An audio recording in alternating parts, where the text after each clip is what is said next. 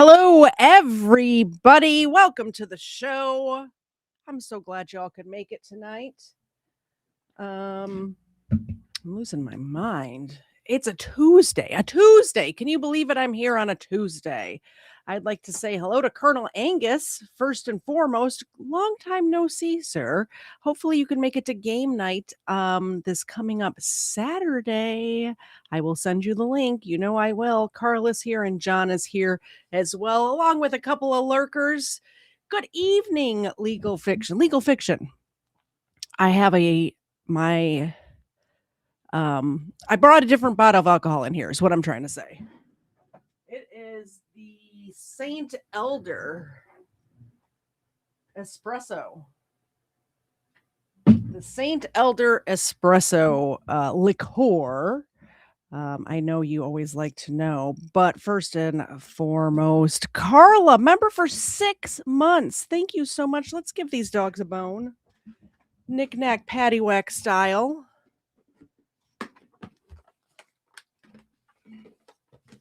They're certainly happy to have extra milk bones on a Tuesday.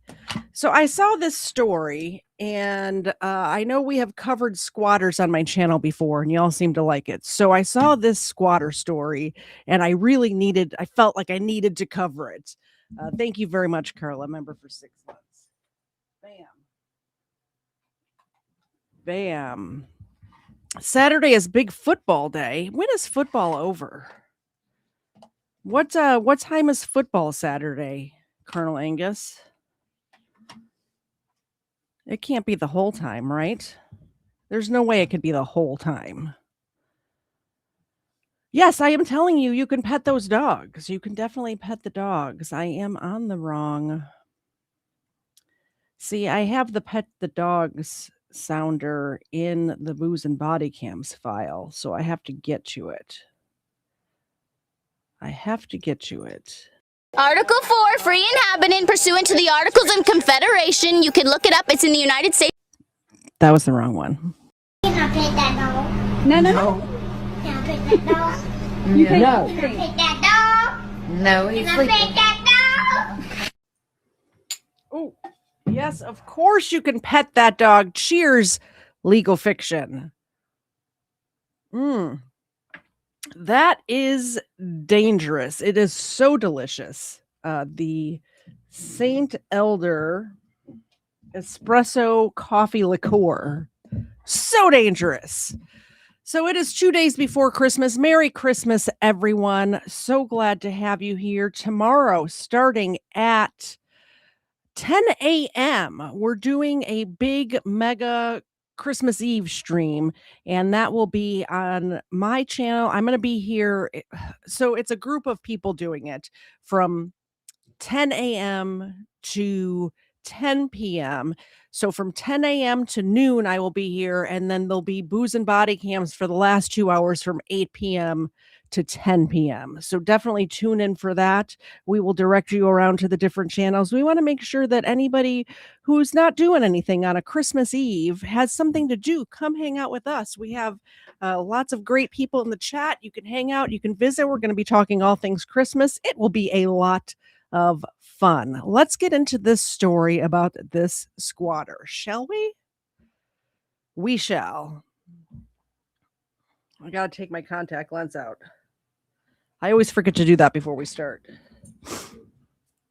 They're the kind that you change out every day, in case you're wondering why I throw out my contact lens every time we stream. I have a new one to put in tomorrow. So this is out of Washington, D.C. Squatter uses extended Airbnb stay to claim tenant's right, locking out the homeowner. A local homeowner who said she's in the fight of her life trying to get a squatter out of her house has spoken exclusively to 7 News. The alleged squatter, Shadija Romero, originally got into the house through Airbnb, claiming her home had been damaged in a fire and she needed somewhere to stay while it was being repaired, which was back in February. This is just concluding right now. We're talking about February.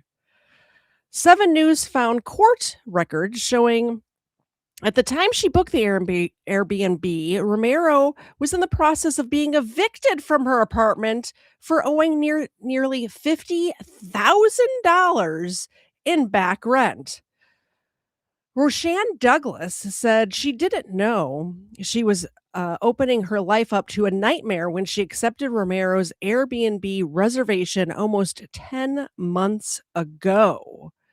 This was written a couple months back, by the way. The reservation ended on March 29th after 32 days. After being a guest for 30 days, Romero started to claim residency in the home and is claiming forms of tenants' rights and refuses to let Roshanne enter the property. I never gave her any tenancy, said Douglas. I never gave her a lease. Douglas tried everything. She gave her a 30-day notice to vacate, called the police, went to court, and even offered Romero $2,500 to sign a piece of paper admitting that she is not a tenant and to get out. Romero signed the documents, took the money, but did not budge. November 15 came, and she told me this no longer works for me, said Douglas. Do what you have to do. I'm not leaving. I went to the police with my order and they said there's nothing they can do, that I need to go to court, which I've done. And I do not have a court date until December 11th. Douglas put a sign up on the top of the home so police and neighbors would know Romero was not authorized to be there. Romero and the people inside threw a sheet out the window to cover it. 7 News was there when police helped Roshanne. I'm so sorry for mispronouncing your name, ma'am. If you're reading this, I truly apologize. I'm not doing that on purpose. 7 News was there when police helped I'm going to say Roshanne cut it down while Romero was inside. It's just shocking to me that you would abuse the system like that, said Douglas. With all that is going on, Romero's social media shows her living her best life on trips, promoting her nonprofit, and Roshanne is left paying thousands of dollars in attorney's fees, the mortgage, utilities for the home she can't even enter. I think I saw some colors pop up, and I did. Doc, member for 7 months, not a criminal. Thank you so much. Mega stream will be awesome. I just promoted the mega stream starting tomorrow at 10 a.m. Eastern. You can catch that on Doc's channel, on my channel. It's going to be everywhere. You're good. It's going to be difficult to miss it, is what I'm saying. So I will be here, like I said, from 10 to noon. Probably a couple of times I'll pop in and out in between, and then definitely for Booze and Body Cams tomorrow night from 8 to 10. Yeah, exactly. Straight to jail. Straight to jail. Unfortunately, that is not how it works in the system that we currently have, especially in Washington, D.C. 6 and only on 7 News. We are now hearing from the woman accused of taking over an Airbnb in Northeast D.C. The homeowner reached out to 7 on Your Side for help after that woman refused to leave. Our Washington, D.C. reporter Felicia Ashley is now live outside the home. Felicia, you have a lot of updates on this case. A lot, and it all happened as we were out here working on this story. First, you can see the homeowner was able to board up the home, but the guest was able to By the way, this Felicia Ashley, a woman that works for 7 News in Washington, D.C., did such a great job with this. So good. Such good journalism, such good reporting. Props to her.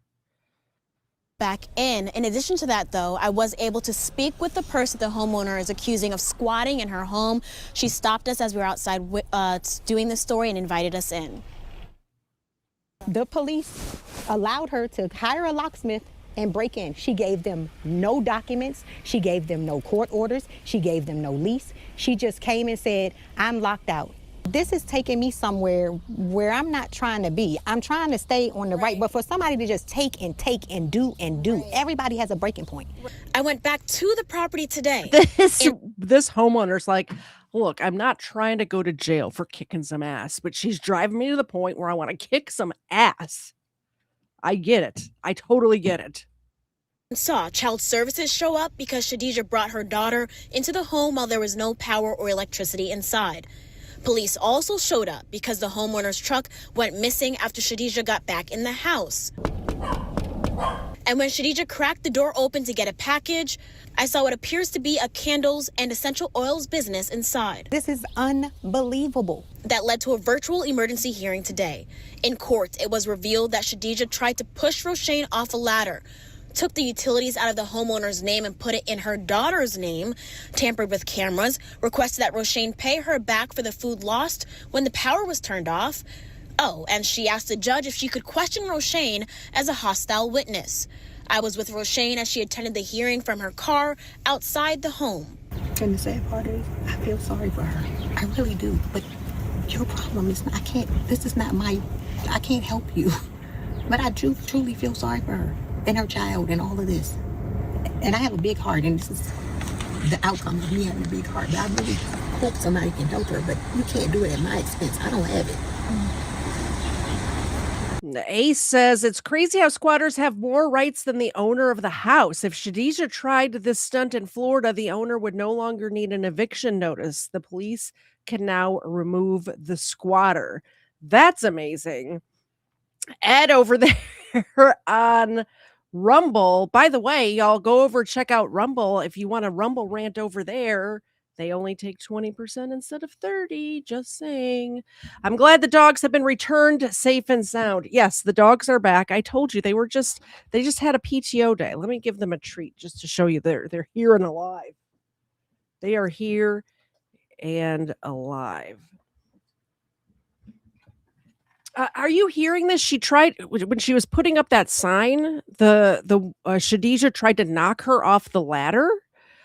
When she took back over her house after she had the locks changed, and the homeowner had a vehicle in the driveway, and this woman had her car towed, had the homeowner's car towed from her own property, which, as we all know, cost hundreds of dollars when you have your car towed. It doesn't matter if it was a rightful towing or an incorrect towing. It's still going to cost you several $100s, if not thousands of dollars, to get your car out of the impound lot. The judges that allow this to happen are going to bring back vigilantism in a big way. This woman waited a year to get her crap. Some would pay a person on the street to delete her within a day. Disavow, but true. Give me some release. I'm gonna lose my property because I can't pay $4,000 a month, and my other bills and my responsibility like this. And there's no recourse for me. Just moments ago, as we were working on this live shot and this report, Shadija came up to our car and said that we could finally speak to her. This is what she had to say, or part of what she had to say during our 15-minute conversation. She said that we didn't have a lease, which we do not have a lease in place, but we did have an agreement for me to stay at the property beyond the initial Airbnb time frame. So she has been back to the property almost every day. They installed signs. Now, coming up what happened today is that there was an emergency hearing because of everything that unfolded. In that hearing, the judge did tell Roshane she has to turn back on the electricity. Now, there is another hearing next week where the judge will decide whether Shadija can stay or if she has to go. Now, reporting live from Northeast DC, Felicia Ashley. So where we're at now, I mean, not now, but when we were at this news story, is that homeowner turns off the electricity because she's not only paying the mortgage, she's paying all of the bills. It was an Airbnb. So the water, the electricity, all of that stuff is being paid for by the homeowner. So she's like, well, she's not going to let me in my house. I'm not paying her electricity bill anymore. Turns off the electricity, and the squatter, Shadija, takes her to court and gets the judge to make the homeowner turn back on the electricity. How? Yeah. Un-effing real. Exactly. Un-effing real. For real. It just pisses me off. And now you did see a little snippet of a interview that this news reporter, this journalist did with the squatter. I have the whole thing. It's 45 minutes long. We're gonna watch it here tonight because it came out in parts. I wanna see the whole thing together. We're watching the whole unedited interview with this crazy woman who's literally stealing a house. But first, let's watch the interview with the homeowner, and then we'll get to the other interview. I've owned the home since 2019. 2019. Yes. This is your home right behind us. Yes. And you're not allowed to go inside. I cannot go inside. Even if I bring the police, she can deny me access to the property. By the way, this is crazy because anywhere that you're renting, let me know in the chat. I need to pull the chat up so I can do polls in the chat. If you've ever rented a place that you live in, I think most of us have. We didn't go straight from living with our parents to purchasing our own home. The landlord, whoever it may be, can give you notice and then you have to let them in. And usually it's 24 or 48 hours notice. Once you give the tenant notice, you're allowed to go in. But this person is not letting her in her own home, which is crazy. Property. And why is that? Because she was an Airbnb guest and she asked me, she came in originally as an Airbnb guest and she said that she had a fire in her previous apartment and that she was waiting for renovation. So she originally booked for 30 nights and she said she just was coming out of a hotel situation and just wanted a home for her and her daughter and a small dog.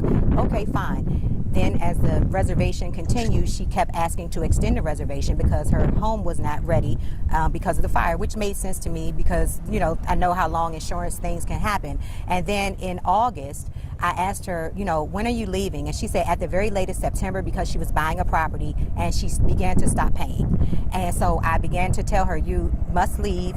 I gave her a nightly rate of $100 per night. I never gave her any tenancy. I never gave her a lease. This was never supposed to be a long-term thing. And she started not paying on time. And I continued to tell her, you have to leave, you have to leave. After September, she's giving me no money. By the way, $100 a night for a several bedroom house at Airbnb is a great deal in the Washington, D.C. area. Extremely good deal. You can't get a hotel room for $100 a night, and she's getting a whole ass house for $100 a night. She tried to put the utilities in her own name. She took me to court to try to put a restraining order to block me from access from the property. And we ended up going to court and she entered into a legal agreement agreeing to vacate the property by November the 15th. After talking to a lawyer, they explained to me that she could try to get tenant rights in DC. So to offer her some relocation money, which I did, to offer her to leave. She signed it. We went to court. It's in the court record. And November the 15th came and she told me, this no longer works for me. Do what you have to do. I'm not leaving. I went to the police with my order and they said there's nothing that they can do, that I need to go to court, which I've done. And I do not have a court date until December the 11th. In the meantime, I see her taking out my property out of the house. She will not allow me access to the house. I've put this sign up because she's constantly lying to the police and she tried to have my car towed. She's called in false reports on me. She called the police and told them I stole her car when her car was legally ticketed and towed by Department of Public Works in DC. And I can't get into my property. What has this been like for you to look at your home, you can't go inside, and you can't get the person in there out? I just put the bottle of alcohol away. I guess I'm going to have to get it back out. Legal Fiction for 10 gifted memberships. Merry Christmas to the people who received a gift from Legal Fiction of a free KDZ membership. You know what that means. You get videos early, which I just had one come out today. Members got it yesterday, though. And you get to come to game night, which is going to be on Saturday. We're going to be playing. Oh, I filled it full again. I guess the first two are full tonight. I have to make up for Kfar not being here. Maybe I should I take full shots the whole time? Maybe I'll pull the chat in a second. Cheers, Legal Fiction, and cheers to everybody who is a member or just received a membership. Cheers.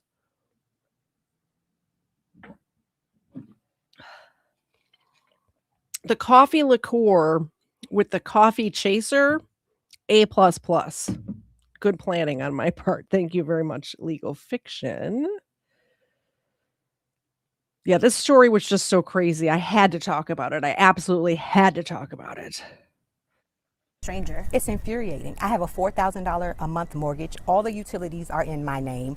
All of the responsibilities are on me, and I can't get into my property. There's a leak in the property. The water bill is escalating. I can't get in there to see what's going on, and I'm the only one responsible for the home, and I can't get any help. I went to court to try to get an expedited order because she's threatened me. She's made fictitious calls to the police over 15 times, and I still can't get any help. What? I know you mentioned you went to the court multiple times. You have multiple orders. What are those orders for? What are those orders supposed to do? You mentioned you even had U.S. Marshals come. So when the U.S. Marshals came to remove her from the property, what happened? The U.S. Marshals have not come. It's Okay. the police, and they're saying I need the marshals to do it. I have an attorney who filed an order to try to enforce the contract that she agreed that she's not a tenant. She's an Airbnb guest. She never was a tenant or has no lease on the property, and we don't have a court date. So until I get a court date, I can't get the marshals to get her out. And even then, the lawyer informed me that they may or may not enforce the contract. And why is that? Because DC tenant laws allow tenants to stay. She stayed previously, I found out recently, at her previous apartment for 13 months and only paid 1 month of rent. And this is a chronic thing throughout Washington, D.C. 13 months at her last place. 13 months, paid 1 month's worth of rent. And now because she connected with this woman through Airbnb, there is no background check. There's no reference check. She had no idea. If she was renting out a place long term, you know that there would be a background check. Like 94% of you in the chat have been a tenant before. You know, you have to write down all your information. They call your previous landlord. They call your job to make sure you have an income. They do all of those steps. This woman had no access to that because it was through Airbnb. Thank you very much, Pizza King, for renewing your membership or becoming a member. I appreciate it. Zena, look at how excited Zena looks. She's very excited to have a renewal of your membership. Thank you very much. There you go, sweet baby girl. And Miss Ava, that one's for you. I appreciate that. So they have tenant rights, and I think that she knows that. So she's trying to force me into a tenant relationship with her, a landlord-tenant. And I clearly have told her, I am not a tenant. You're not a tenant. I'm not a landlord. I have no interest in doing that because I'm familiar with these kind of things in D.C. How does she go from being an Airbnb guest, a visitor, to a tenant now in your home? If you stay anywhere for over 31 days, you can claim tenancy, is what I'm understanding. Even though you notice that she booked the original Airbnb for 32 days. 32. If you own an Airbnb, if anybody in the chat owns a property that you're planning on renting out, a room that you're planning on renting out short term, look up the laws in your area, because apparently in DC it's 31 days and this person booked it for 32. She said she's not a tenant. I have proof that she came in through Airbnb and she signed a document within the court record.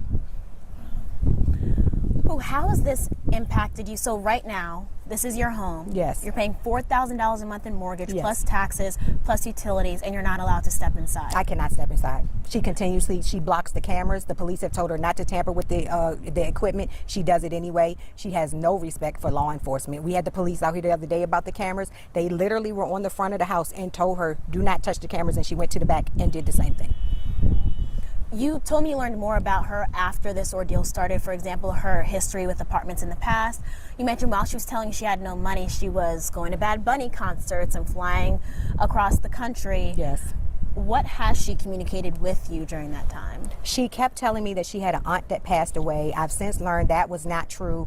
And she has these nonprofit organizations, and she kept telling me that she's trying to pay, she's going to get this money and she's going to get that money, and she never got it. But all right, you guys, clip this. Clip what I'm about to say next.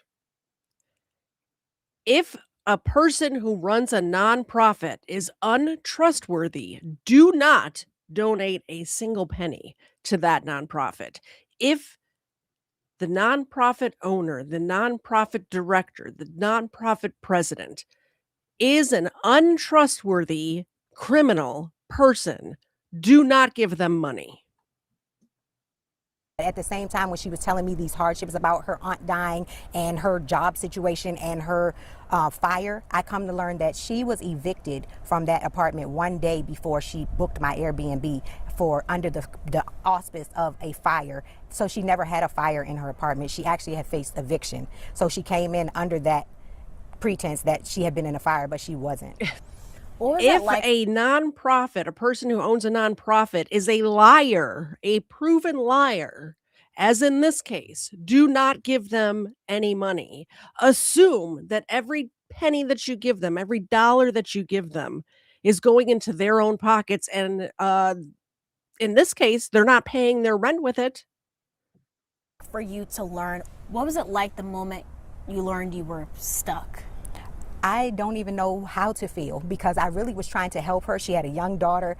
I understand if someone was in a hardship like a fire, how much that could be. I even thought maybe I could give her some clothes or do something to help because you have to rebuild your life after that. It's just, it's shocking to me that you would abuse a system like that. And I'm a very giving person. I would have helped her. And I tried to help her by extending because I never wanted to be a tenant in DC because of this. I would have never rented to her had I known that this is what I was going to get myself into and what I'm going to have to ensue to get her out. I've already spent $3,000 in legal fees because we've already been to court one time before when she tried to put the utilities in her name. Your next court date is when again, you said? December 11th. What are you hoping for on December 11th? On December 11th, I'm hoping the judge will see her history, will see that she signed a legal document willingly and that she is trying to manipulate and abuse the system. And I hope that he sees it my way so that I can get her out of my home and be able to sell my home. So because I can't afford to pay $4,000 a month in utilities for her to live for free. What's your biggest fear right now? That she's going to damage my home because I have no recourse. She doesn't have any money. She has a $50,000 judgment from her previous thing. Even if I put a judgment on her, how will I get the money back? She doesn't work. Isn't that about a bitch? When somebody's done you wrong and they own nothing, they have nothing. So even if you win a judgment against them, the piece of paper that says you have a judgment against them does you absolutely no good. And you're still paying the lawyers to get that piece of paper. That's exactly the situation that this lady's in at 100%. The time, I don't have any recourse. There's over $20,000 worth of furniture in there because it was a fully furnished Airbnb. Not to mention the home was renovated prior to, and then the loss of money just ongoing that I can't recover. And I don't know that won't put me in a serious hardship that I can't recover from just from me trying to help her. When you look at this home now, was it first a family home, do you mind me asking, or you bought it? No, as I bought it from a friend. Okay. I bought it from a friend as an investment. I've done investments in the past, so I bought it from a friend, and I wanted to be able to offer it to someone because it was a nice home, and Airbnb seemed like a good thing to do, and it kind of mitigated the tenant-landlord thing that I knew that I didn't want to be a part of.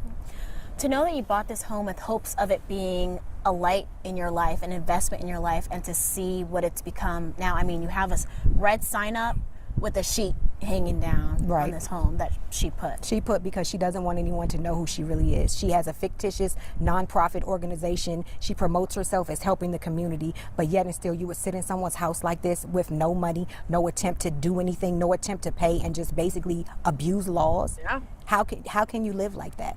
How can you live like that? I don't know what to do. I really want to walk away, but I can't because it's all on me. It's my credit at risk. I'm the one with the mortgage on the property. I'm the responsible party, and I don't understand why the laws are not swayed towards the person who's paying to have the property. How could this be? It doesn't make any sense. And I'll be bled dry. The lawyer told me it could cost me $30,000 in legal fees alone, and she could ride this out for a year if the judge does not enforce the contract and see that she's an Airbnb guest and treats her as a tenant. Wow. Thank you. Was there anything I didn't ask that you did want to share? Did we talk about her calling the police on me and stuff? We did that briefly. Once you started taking action to try to get her out of your home. What was her reaction to that? She's trying to retaliate against me. She had a car illegally parked in the rear of the property that the DPW legally ticketed and towed. She called the police and put a stolen car report and said that I stole the car when I had the tickets from the people who towed the car. The police have called me and harassed me several times. She even called and said that I was threatening her at the property, and I was at home in Maryland at my house, and the police are calling me, yelling at me, saying, why are you at the house threatening her? And I'm like, I'm not even at the house. I had to actually call the sergeant and get the officer to call, and the officer ended up apologizing to me because of her reaction. So she's manipulating the police to her advantage to try to create a paper trail as if I'm threatening her, or as if I'm stealing her car, when all I'm doing is try to legally protect my home. Thank you. Great interviewer, by the way. She's a very good job. Let's get to what Shadija has to say. So this is her. She thinks she's in the right. She also thinks that this journalist did zero research. So you'll see, you know the story, you know what's happening. You'll see throughout this interview, and I'll pause it here and there and talk about it, but throughout this interview, she tries to gaslight this journalist, this investigative reporter. And the investigative reporter did her investigation and knows the truth. So the reason I said at the beginning of this that the journalist did a great job is because instead of arguing back and forth with this woman, she just hands her the rope. She just keeps handing her the rope and lets her speak, lets her make these statements that is blatantly false before she springs on her that she actually knows the truth. It's masterful. It's masterful. So first, let's just start with your first name and your last name and how you spell it.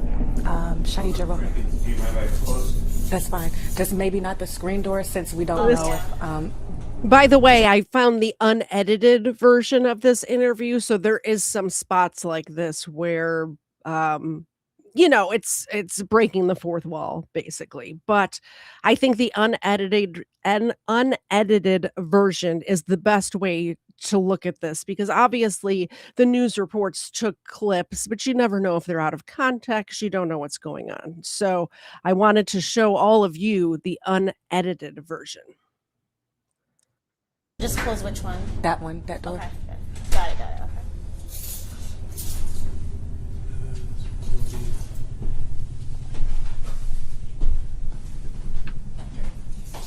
Okay, first name and last name, and spell it for me, love. Shadija Romero, Shadija, last name Romero. Okay, so we know why we are here. Tell me how it got to this point. In February of this year, I moved into the unit initially through an Airbnb. There was a month agreement, which I paid for on the Airbnb platform due to a fire, Dr. Phil wants to know if he can just jump in or if he needs to go back and catch up. I'll give you the TLDR.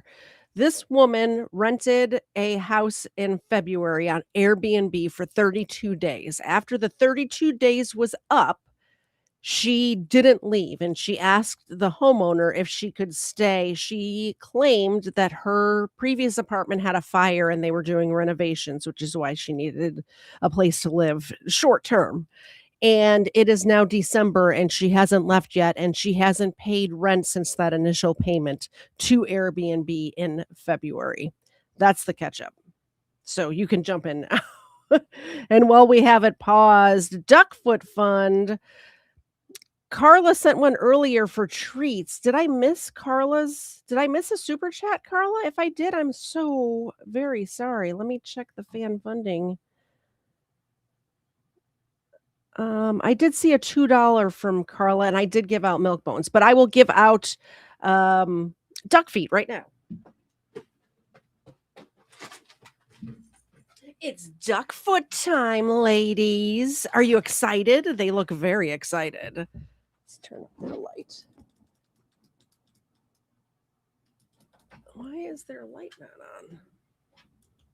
Nope. I guess it is on. Thank you very much, Legal Fiction. We've got the feet.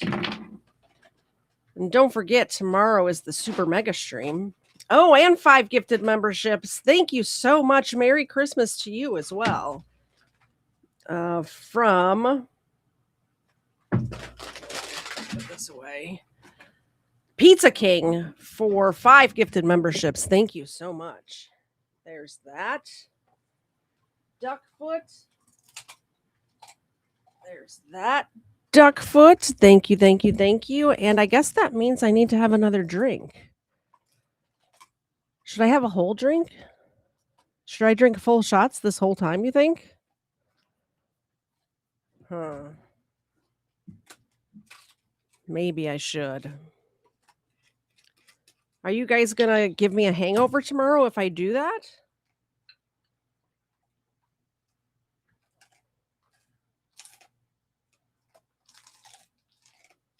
Cheers. Thank you so much.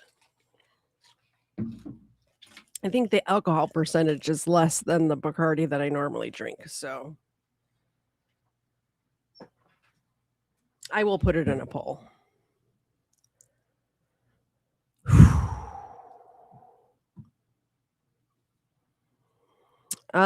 Just to point this out, the way you have it set up right now, the liar looks like your yes. She is not my co-host. I then asked the owner if we could extend the time frame in the home. We came to an agreement that I could do that. She sent me monthly invoices, which I paid those monthly invoices in order to stay in the unit.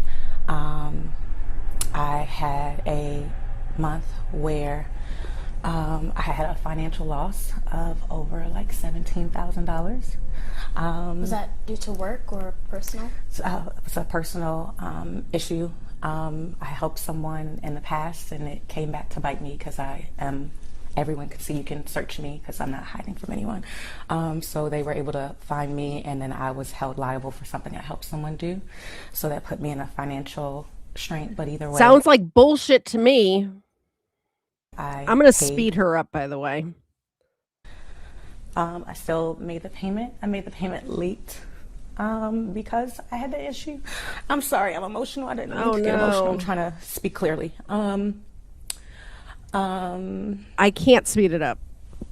The financial thing was, like I said, almost $17,000. So it sent me into a depression where I was considering suicide because it was such a big loss. I was trying to purchase a home.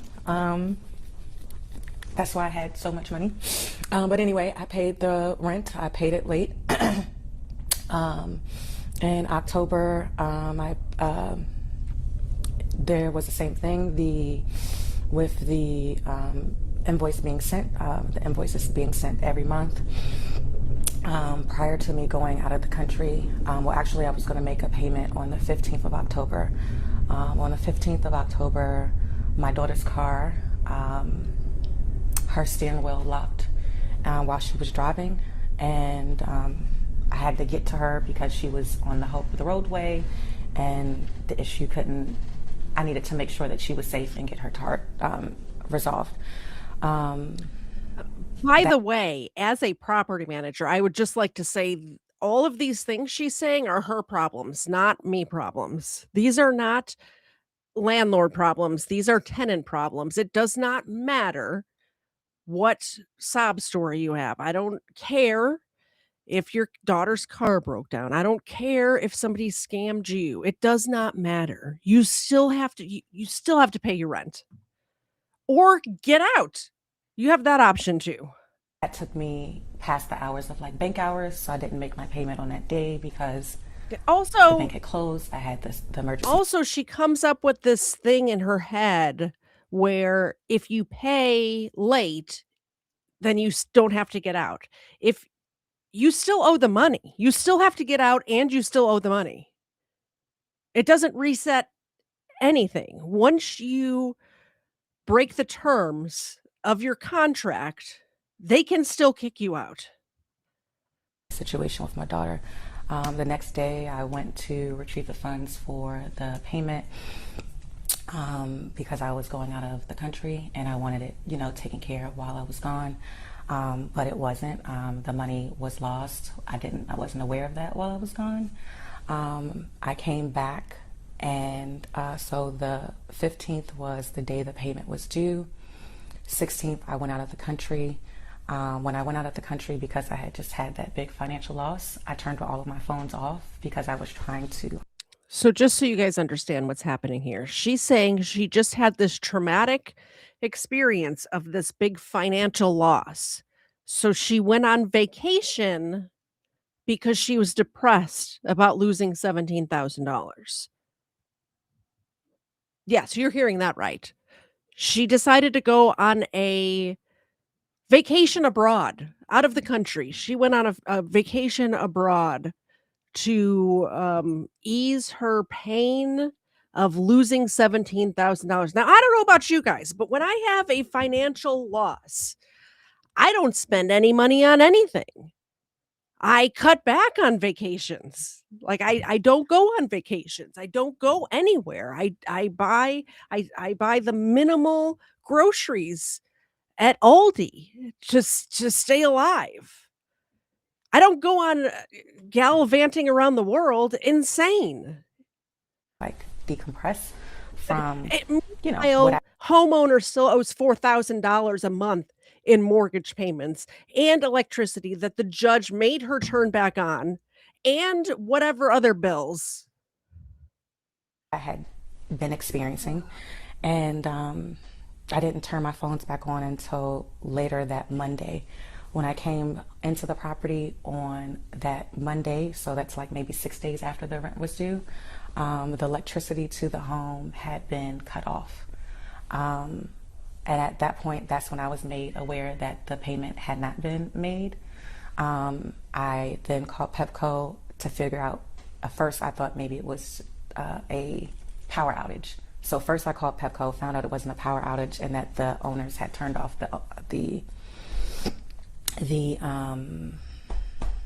they had turned off the electricity. So then the electricity was turned on so that we could have power.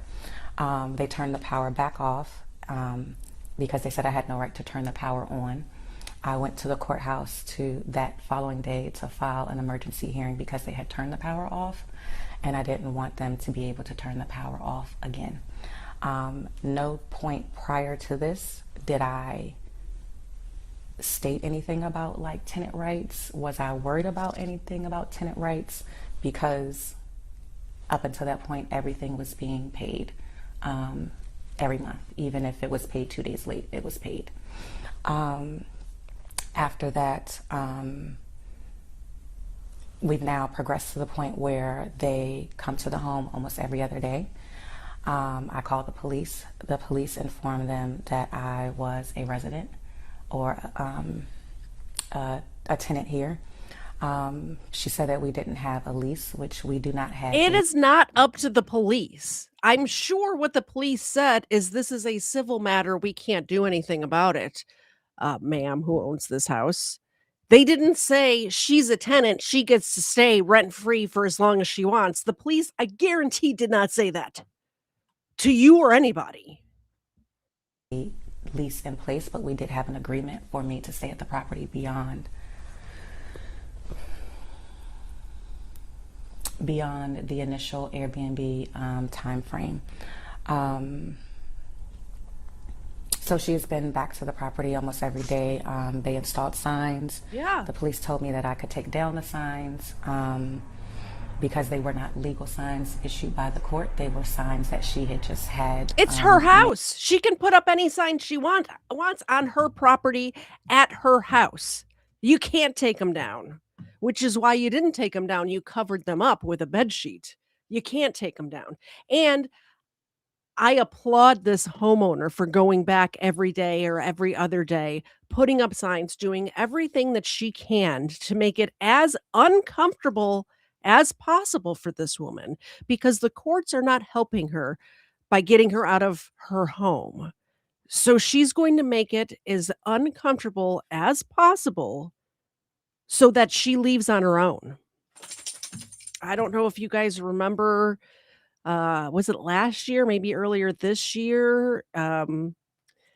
Asian Andy, which is an online internet personality, had a squatter renting a room at his sister's house, and he did the same thing. He moved in and he made it as uncomfortable as possible for the squatter in this situation. It was in Los Angeles. If you haven't seen it, I highly suggest checking it out. It's hilarious because he live streamed the whole thing. In an attempt to try to harass me more and force me out of the property sooner. I told them that I could not be out of the property within a short period of time because I had just had that financial issue, but that I would go through this process that DC has to assist people who have had financial issue in order to pay the rent. Informed that I would go through that, and that while they were going through the legal process while they initiated the legal process, because they had never initiated the legal process before to like have me moved from the property, that I would ensure that everything was paid. I'm so happy that somebody in the chat knew what I was talking about, because otherwise it sounds like I'm just calling some random dude Asian Andy, but that is literally his online like name. That's what he goes by. I'm not just saying it's a guy named Andy who happens to be Asian. His online name is Asian Andy, and it was a saga. It was a hours long, like days long, hours long saga. I'm sure it lasted days and days and days, but the part that's online is like a 6-hour saga. It's great. And then it's just been a continuance of them, the police and you coming to the home, and the power is currently off. So, yes. Well, thank you for sharing your side, Lauren. I heard you mention the tragedies of financial loss. I do know also when I went through the court records, the messages between you two, the Airbnb reservation, things like that. I heard you say there were payments, but transaction-wise, there was nothing for nearly 9-10 months, July. No, that's incorrect. And here's where she gets her. This woman thought she was gaslighting this news reporter the whole time, and the news reporter is like, "Ha, gotcha." To you, I could show you the receipts that she sent me. Welp, let's see about that. Let's see about it.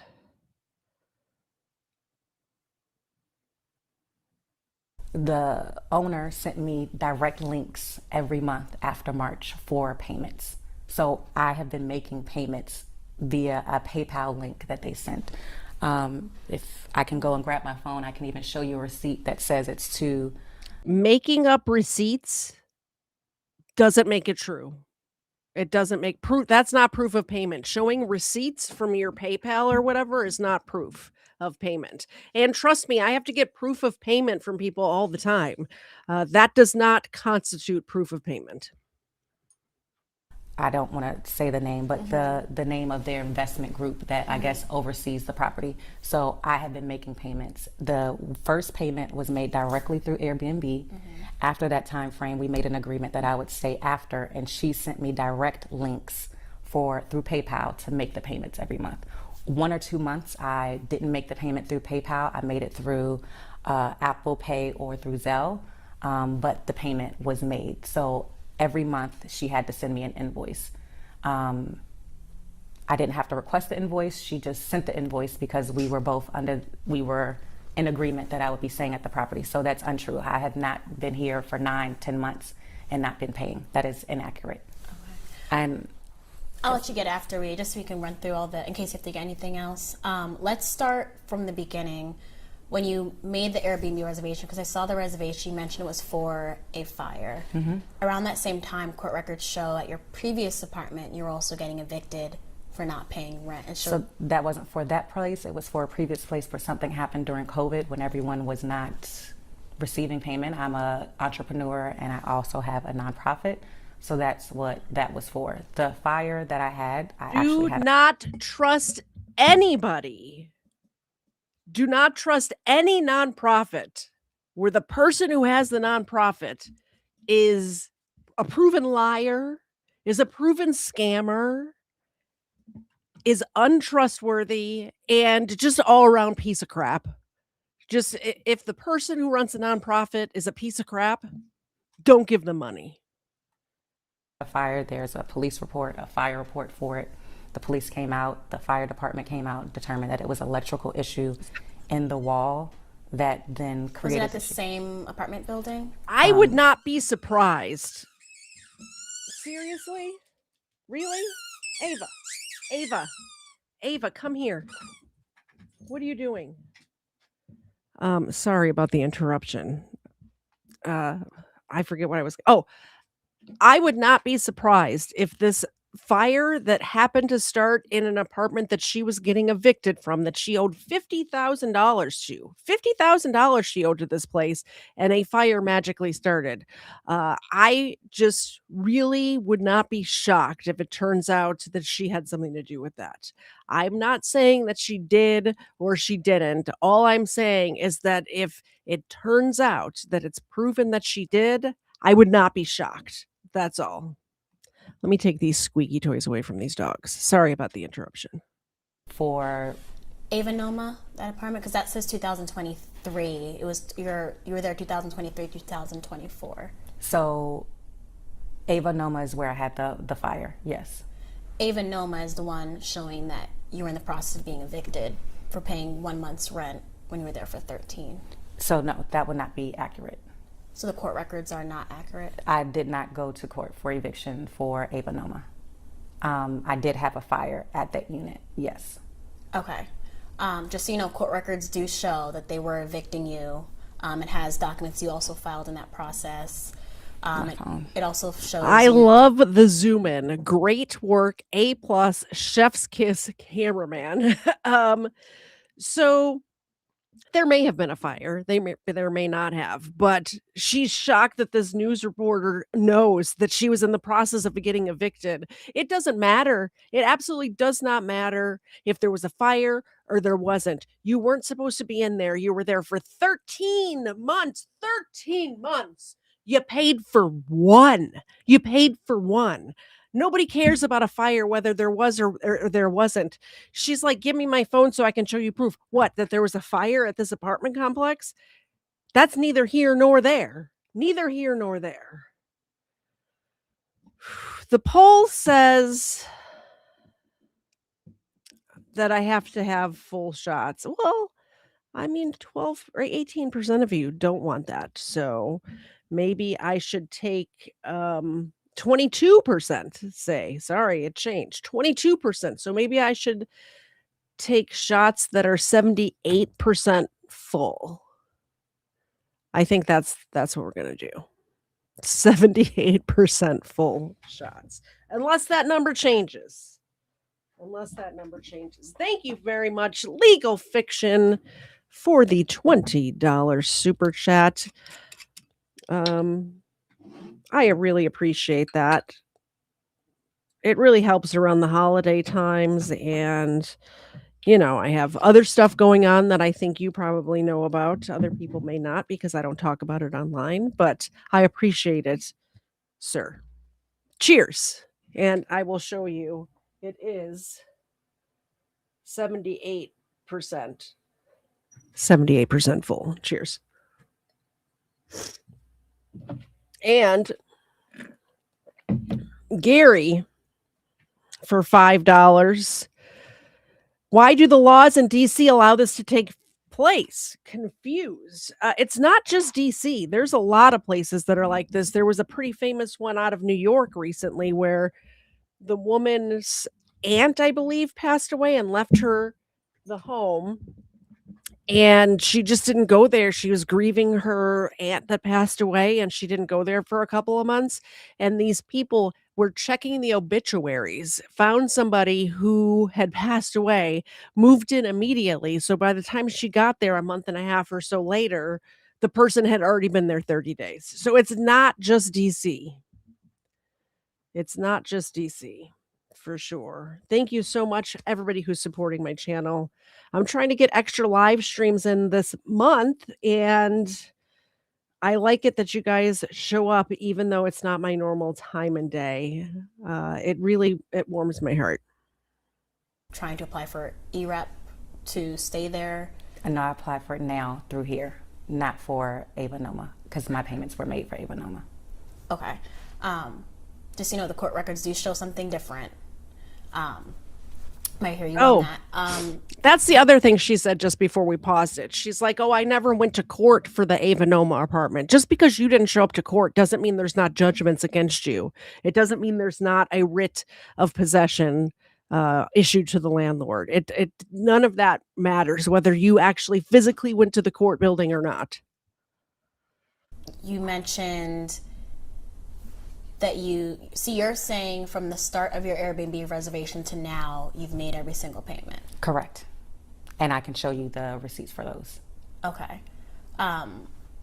So you're saying Roshane Douglas, the homeowner, is essentially lying and saying that you have not made any payments. Correct. Okay. She sent me links, direct PayPal links for payment. Okay. And there's no way I could pay it without having the PayPal links or having her Zelle information in order to send her those payments. Okay. In some of the text messages between you and her, you did acknowledge that you hadn't paid. Which month? Was it a May? Multiple months, starting around August to now. No. So it may have been okay, I didn't pay it yet, but it was then paid. But I have a payment for my August. I have receipts for my August payment, July, June, April, May, June, July, August, September, October. I have payments, receipts that show that. Did you book the Airbnb with the intention of staying? No, I did not book the Airbnb with the intent of staying. So why are you still here? Because after the repairs were done, the place still smelled like fire and there was water damage. So the water damage was more substantial than the fire damage. And you guys know that I deal with stuff like this all the time. The water damage is what was being repaired.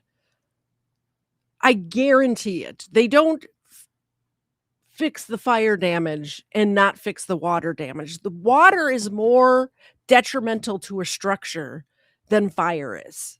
I know it sounds backwards, it sounds messed up, but a landlord's worst nightmare is water intrusion. Water intrusion causes way more problems than fire ever will. I promise you. The water is what was being repaired. And they probably fixed if there was, some singes on the wall or whatever by the electrical outlet. They probably replaced that bit of drywall as well. But the remediation company main goal, the remediation company's main goal is the water damage. It's getting difficult to say large words like remediation. So we'll see how the rest of the night goes. once they started doing the repairs and even completed the repairs, when we went back into the unit, the lease was actually up in April of that year. Once they completed the repairs in about May, everything still smelled like water and fire. And at that point, now the lease was up. Okay. The lease was for an addition 20, I'm not sure, but it was for an extended period. So it was more than a year. Okay. And so the lease was officially up in April. The lease was up in April. And so then the process, I had started a process with LEDC to purchase a home. To purchase a home, okay. And you're saying you're still here because the home purchase didn't complete, or? Correct. So I started the home buying process with LEDC. They have a program where I believe it's called HPAP. HPAP will assist you with paying your down payment costs. This year, they switched the program to a lottery program for that assistance. So with the program, they will pay your down payment and your closing costs. Before, the program was just you applied and you got in. This year, it turned to a lottery. That program didn't actually open up until November. Okay. So the program didn't open up for you to even be considered for the lottery until November. Where are you in that process? Or let me ask you this. You mentioned you didn't, in the middle of your Airbnb process, you didn't go back to your apartment because it still smelled like smoke. And water damage. What makes you choose to stay here instead when the homeowner has made it clear she doesn't want you here, doesn't want to be a landlord? Okay, the only reason I posed Ava is because she hangs with her head off the bed and the camera doesn't go down, like you can't see her otherwise. So yes, I'm going to pose her because I need that $5 for milk bones. That's why. There's now no utilities on. There's wood boarded up. There's a sign outside saying she doesn't want you here. What's making you choose to stay? So no, that didn't start until literally this month. What didn't start? The sign on the building or the utility, that wasn't something that happened prior to this point, prior to this month. So if that had happened months ago and that was something that I've been dealing with for months, I would leave. So now, with all of this going on, I am going to leave. The process was never to stay here for forever. The plan was to go back, and then if not, then purchase a home, which is why I started the home buying process. Now that we are going through this here, I am going, even though we're going to still go through the court process, which I filed documents. No one filed documents initially. So if anyone was trying to get me out of the home, they would have filed paperwork to get me out of the home and any of the months that they said that I did not make payments. That didn't happen. No one filed paperwork. The Douglases didn't file paperwork until I filed paperwork. They did give you a 30-day notice. Which for 1 month that they did not receive a payment, and then they received the payment later. So let's say you're in an apartment or your home. Do you rent or do you own? Own, but I also have a signed contract saying that I own, and or when I rented, I have a signed lease saying that I own. So have you ever rented before? Yes. Okay. So when you pay your rent, if you don't pay your rent after, let's say, the 5th, then you get a notice that you didn't pay your rent, correct? Right. And then that notice might say, you haven't paid your rent, you need to pay the rent. We're filing this paperwork in the courthouse because you have not filed this paperwork. If you don't pay, then you need to vacate the unit. Right. Okay. So whenever she's provided a vacate notice, it might have been because the payment had not been received yet. Once the payment was received, she would send another invoice, and now we're in another month because that month that she did the vacate notice for was because the payment was late. If the payment was made, then there were no other issues. She then sent another invoice. So in this lady's head, because this landlord is trying to get to recruit, I said, whose fault is it that I'm speaking like this? I'm not saying it. You all can let me know in the chat whose fault is it. Because the landlord is trying to recoup any amount of money at all, because she's got mortgage payments to pay, she thinks that that's an invitation for her to stay. No, the landlord is saying, if you're going to be here, pay me. If you're going to be here, pay me. That's what the landlord is saying. We don't want you here.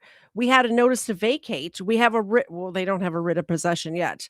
We have a notice to vacate. We gave you a 3-day notice to quit, but you're still here. So if you're going to be here, pay me.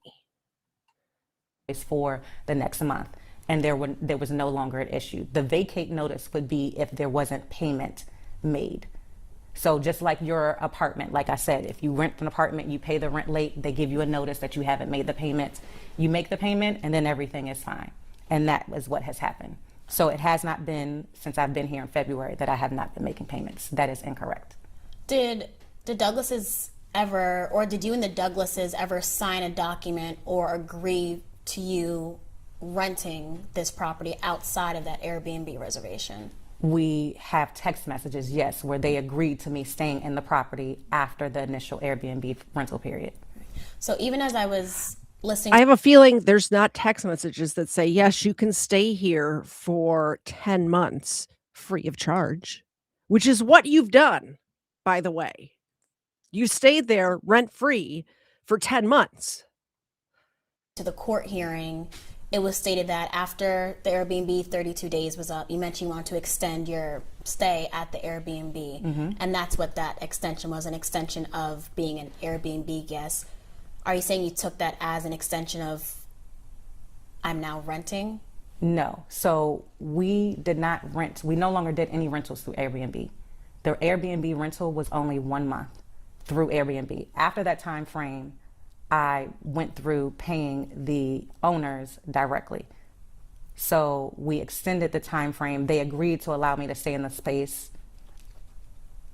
till whenever, I guess, until I don't make a payment. And then they go through a process. The initial process was not to stay in here for an extended amount of time.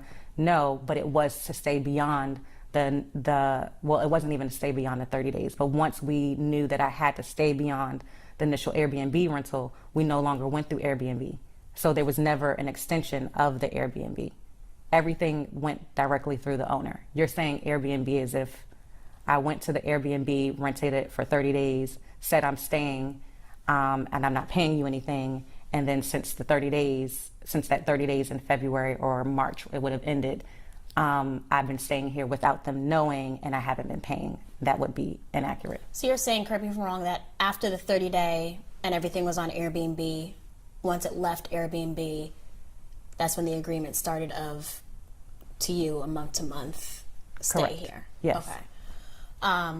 You mentioned that you are going to leave, but you're going to go through the court process. No. Okay. No. I'm going to leave before the court process finishes, but we are still going to go through the court process. And why is that? Because now you have caused me, when you decided to lock, so the police informed her that that they are not allowed to enter the property without 48 hours written notice, because I was staying here. Okay. So this woman's saying that, well, I was gonna leave, but the landlord harassed me. So now she's gonna have to take me to court. Boo. What? Merry Christmas, Erica. Just got home from Christmas shopping. Wonderful. Was it a crazy madhouse out there? I bet it was. Erica member for 26 months. I love you, Zena. Zena loves you too. Look she heard me say your name and she peeked her head out. She heard Erica and she's like, oh, Erica's here? Thank you very much, Erica. Actually, 26 months. We're doing chicken hearts for that. Chicken hearts for them. We're almost out of chicken hearts, by the way. I'm gonna have to get some more. They're not inexpensive, but they're not super expensive either. So we'll get them some more chicken hearts for sure. Unfortunately, I no longer have a P.O. box, so you guys cannot send me stuff anymore. Unfortunately, my tubby stalker put an end to me having a P.O. box. But if you wanted a specific thing bought, if you want to like PayPal me or whatever, Venmo or whatever, and tell me the specific thing to buy, I will definitely do that if you wanted to get something for the dogs. I think that's a good workaround I could do. Sorry about the tubby stalker. On Thanksgiving, while I left to have Thanksgiving, they entered the unit. There is an ending to this story. There is a conclusion, and we will get there. You're going to have to wait. I'm going to have suspense on my side. You're going to have to wait. We're getting there. There is an ending, and it is a Christmas miracle. Let's just put it that way. Without my knowledge, to change the locks, turn off the power. That is when they didn't turn the power off through Pepco. They did something to the breaker box, where then the breaker box is not sending power to the home. After she turned the power off in the home, when we got into the home, she then called CPS to tell them that my younger daughter, was in the home without power, but my daughter was leaving. She left. She hasn't stayed here because the temperature was cold. I couldn't leave the property because they had taken the batteries out of the door, and the doors could not be locked, and my property was still in there. So although we're going Easy fix for that. Remove your property and it won't be left with no lock on the door. How about that? through the court process, because now you have said that I'm a squatter. A squatter is a person who illegally goes onto a property, then they ever have that's like if your home that you own was vacant and no one was there, and then I decided I'm going to go into your home because I know it's vacant and you don't know that I'm going into the property. That is what a squatter is. A squatter is someone who has illegally entered the property without your notice and you never had an agreement with them. It's also not just if the home's vacant, it's if you're there without the owner's permission. I mean, we could clear this up right now, right? Let's clear it up. A squatter is a person who unlawfully occupies an uninhabited building or unused land. I believe she is illegally occupying an uninhabited building and or unused land. Ma'am, you're a squatter. And you're not leaving. Yes, if you had, maybe that other part is there, but we had an agreement. So I'm not here because I had an Airbnb rental in February to March. And I said, you know what? I had an Airbnb rental for a month. I'm never leaving. February till March. Let's see when this interview was. This interview was on December 5th. She had an agreement that ended in March. It's December 5th at the taping of this interview. You're a squatter. Here, and I'm never going to pay you anything, and you need to get me out through the courts. That was never the case. We had an agreement. You did say that through text, though. Oh, I said that through text about afterwards when you decided to then start harassing me. I said, you're going to have to go through the court process. Yes, in order to legally get me out of the property. That didn't mean that I'm staying in the property indefinitely. I'm literally going to be leaving the property as soon as possible. Like, start packing up. Because now it's gotten to a point where it messes with somebody's emotional. Do you have any idea how much I wish this cameraman, who's been pretty cool so far, as she said about packing up and how she's going to pack up and all this, and once she said that, I'm going to leave now, if he would have just taken his camera and panned around the house, showing 0 packed boxes, 0. And I know there's 0 packed boxes because we do have video from inside the home from like 2 weeks later. And their peace, and we're not doing that. There were payments made every month prior to that. So you can't say that you didn't want me. If you didn't want me in the property, why were you sending me invoices for payments? Why were payments made and you accepted them? Why did you accept any of those payments if you didn't want me in the property? Let's say you issued a 30-day notice in June. Let's say she did. I don't know that she did. Let's say in June, I didn't make my payment on the 5th or the 15th, and you sent me a 30-day notice, but then I paid the rent on the following day. Doesn't matter. Why'd you not leave after signing the document stating that you weren't a tenant and that you would leave November 15th? Does not matter. If they sent her a letter to vacate because she's past her grace period for whenever her rent is due, which there's no lease in place, so this is kind of a moot point. But let's say that happened, and you send them a letter to vacate because they're late on their payment, and then you make a payment the next day. It does not void the letter to vacate. You still owe that money. You still have to vacate unless the landlord changes their mind. And a lot of times landlords do change their mind, because if you have a tenant that's just late every once in a while, it's easier to keep that person there who does pay most of the time than to find a new tenant, right? So a lot of times landlords will do that, and it's up to the landlord's discretion. But if there's a person that is a pain in the butt, who I can't stand, who is a problem every step of the way, who is a minute late past midnight on the date that their rent is due,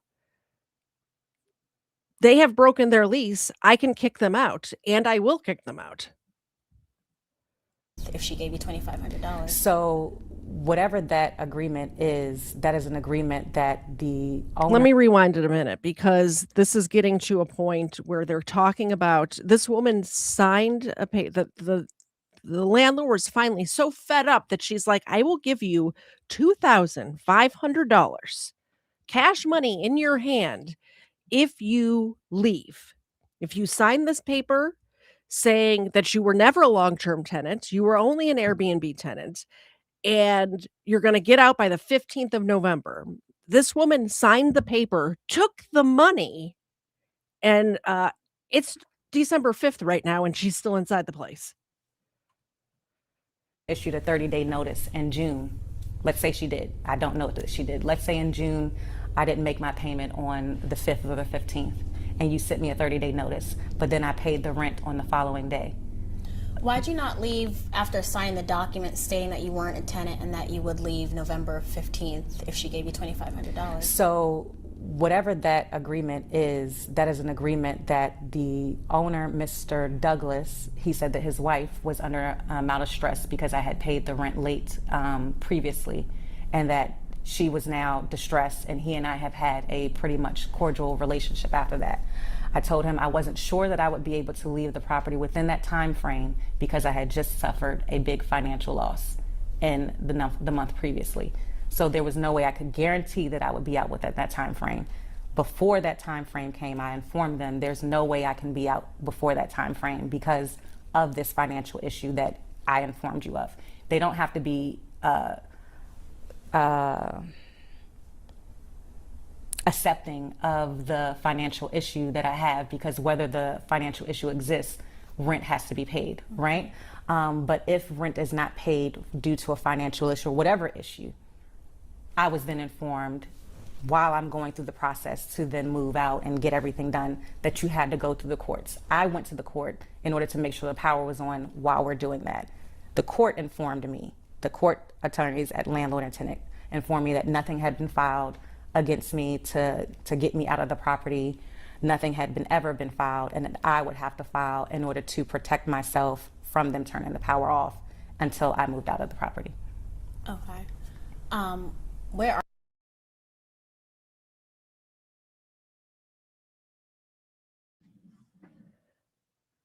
All right.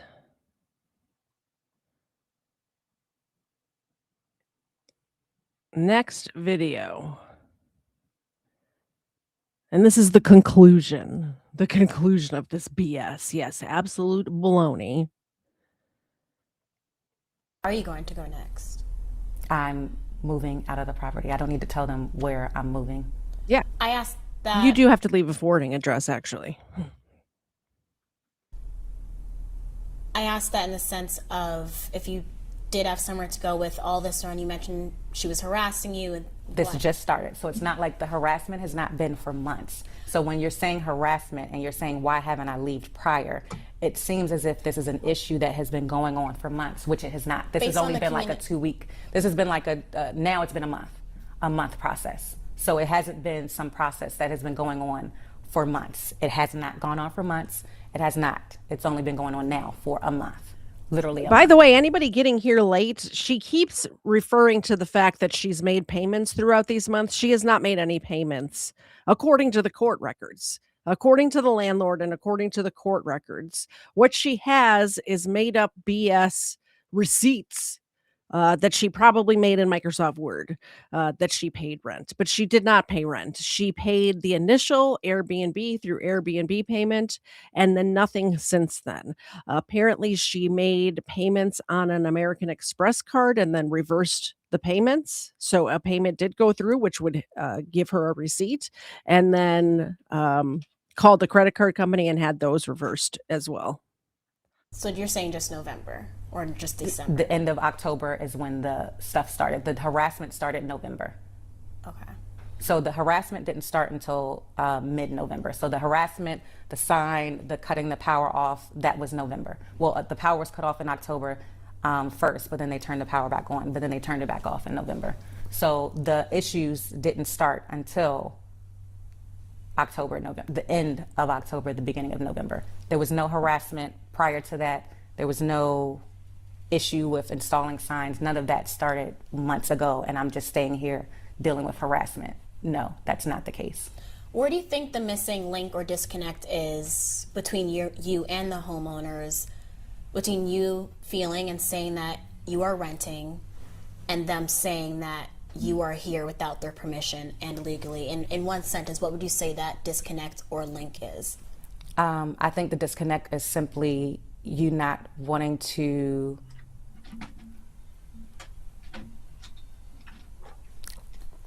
I don't know. I would say it was simply that you have decided that you don't want me in the property anymore. She decided. And instead of, she decided that when you did not pay in March.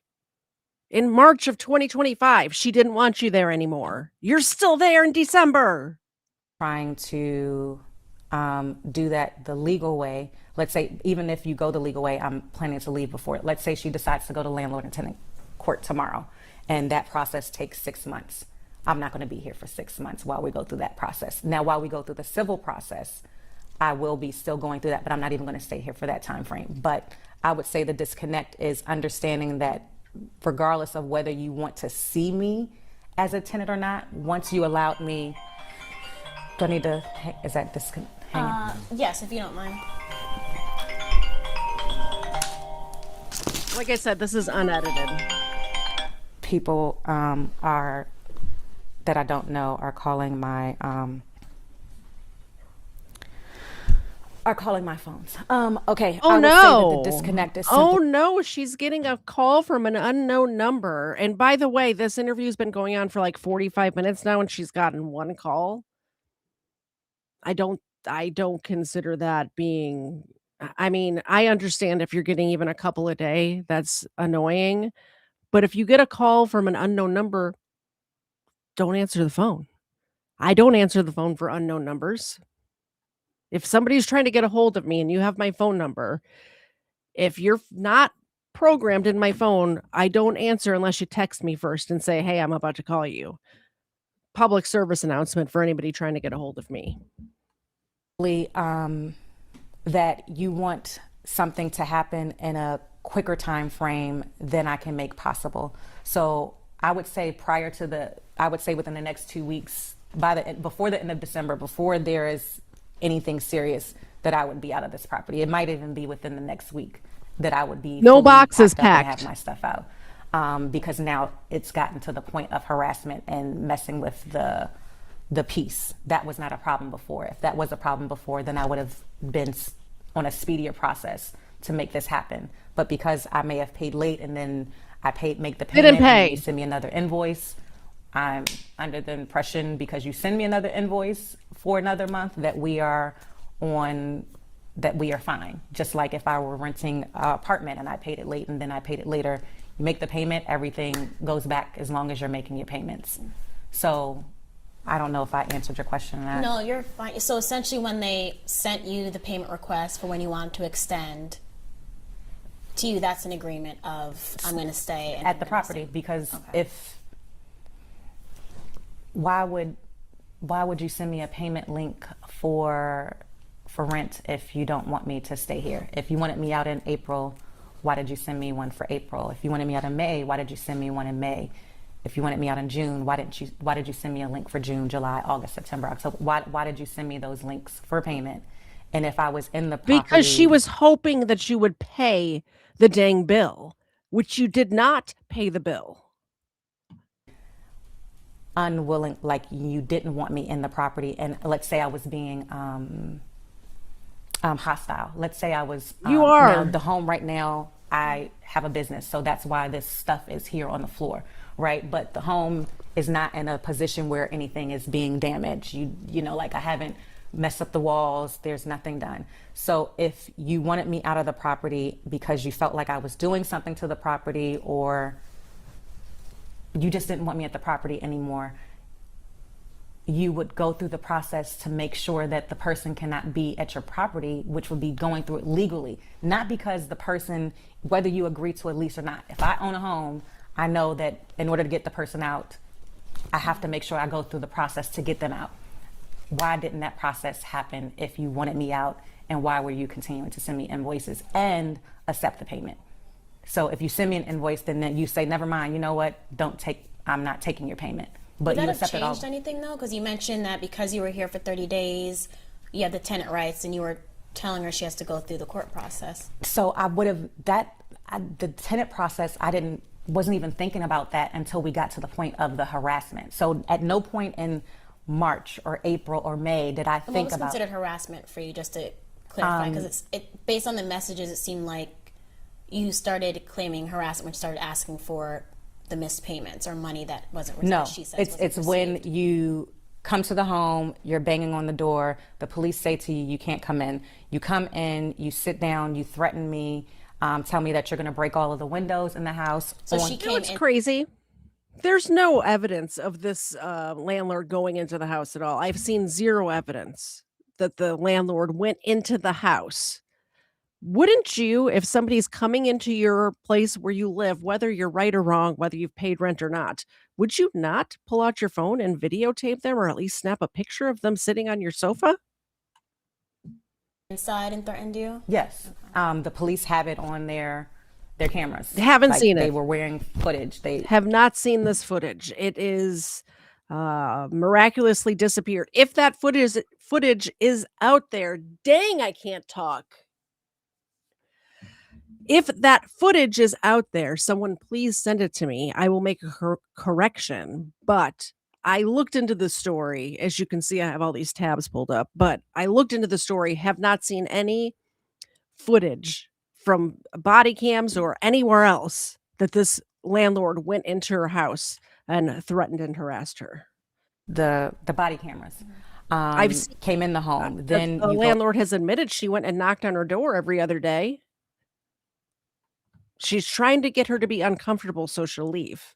I agree with that tactic. outside of the home because they say, no, you know what, if you continue to do this, we're going to arrest you because she has rights to be here. Despite them saying that, she would come back every other day to say something or do something else in order to create hell.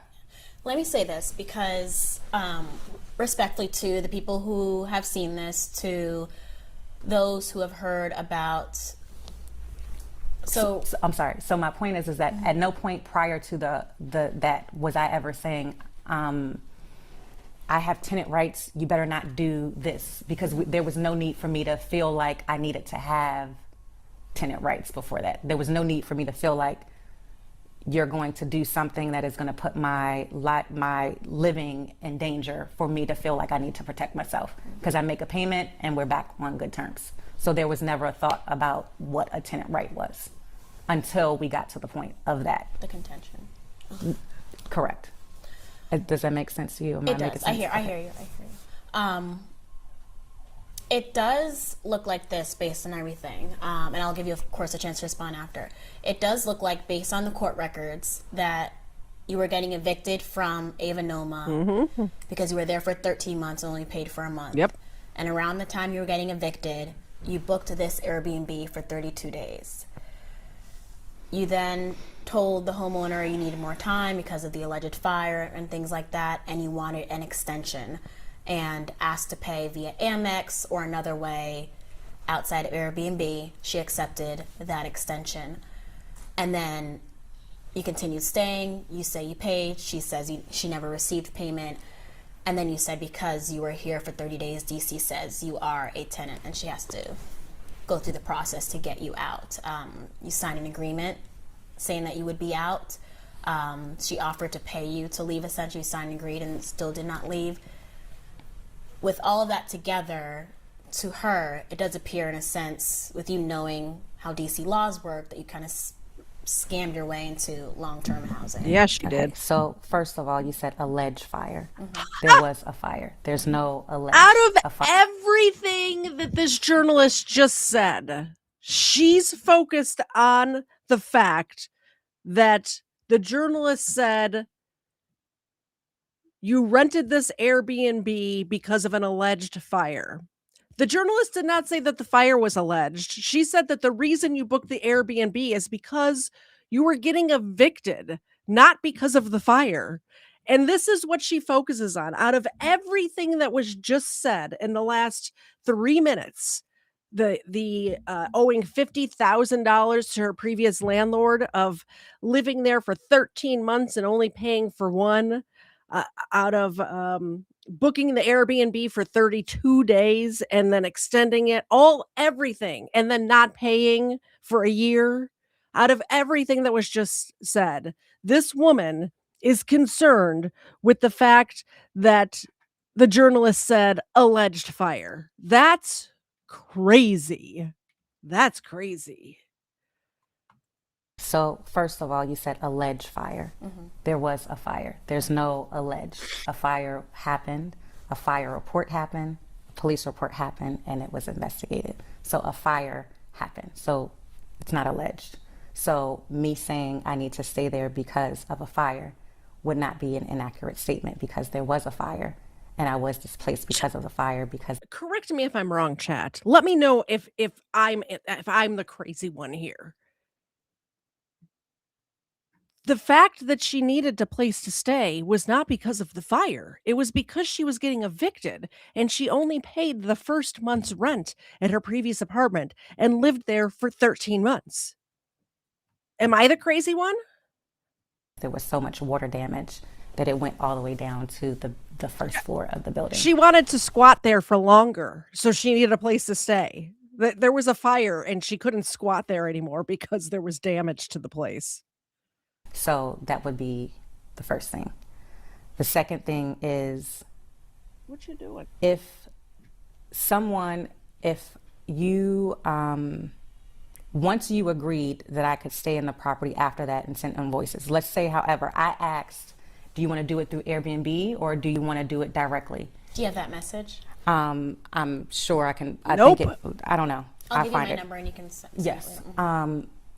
So the option was never me saying, I want to pay you outside of Airbnb. That was never a statement. There was Why never did you correct that when she said that in court? Oh. Because she did say that you stated that you. Good question, Miss Journalist. Why didn't you correct that statement when it was said under oath in court that you were the one that said you wanted to do it outside of Airbnb? Why would you not object to that and say, I'm sorry, actually, she's the one that suggested that. Here's the proof. Here's the text messages. Initiated the outside payment in court. So I don't think she said that.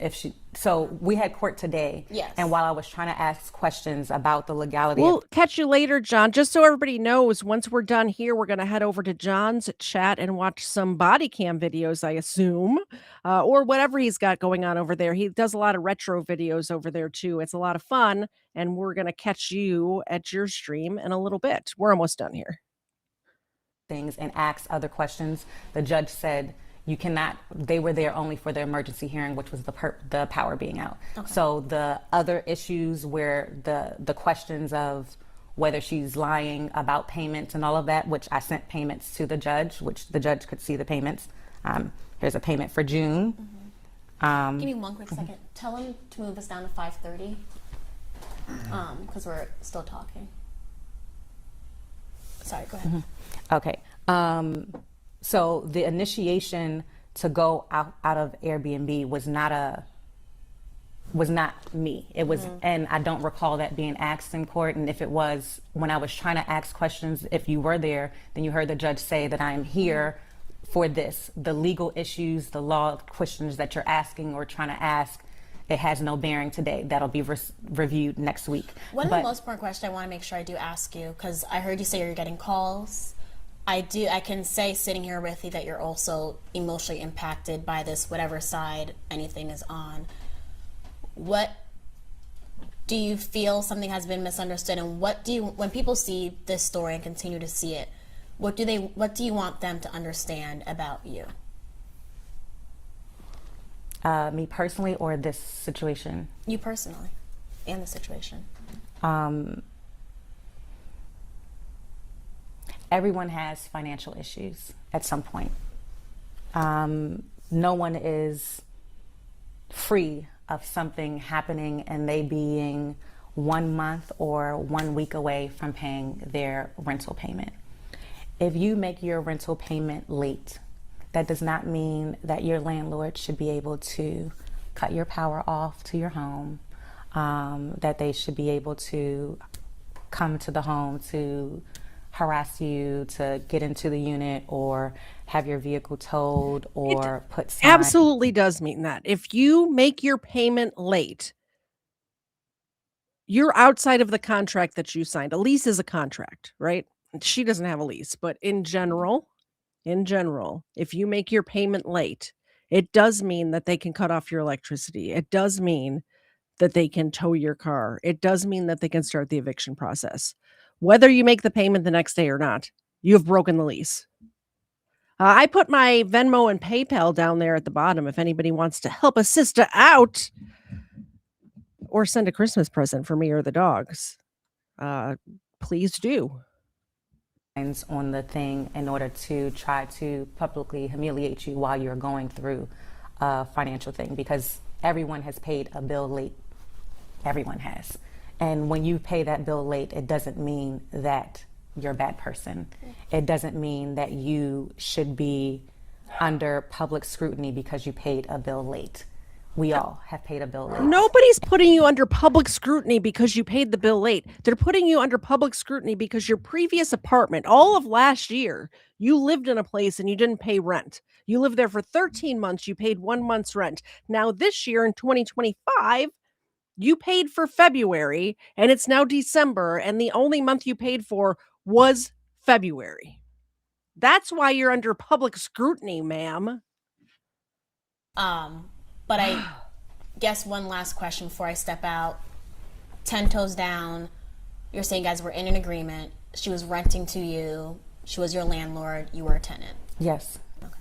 And that's the only reason why we are here, and that I have not been living here for months not paying. That is an inaccurate statement. That is an untrue statement. Really? I cannot make invoices to send to her to live in her place. Yes. She's incapable of making invoices. She's incapable of it. She's incapable of fabricating evidence, apparently.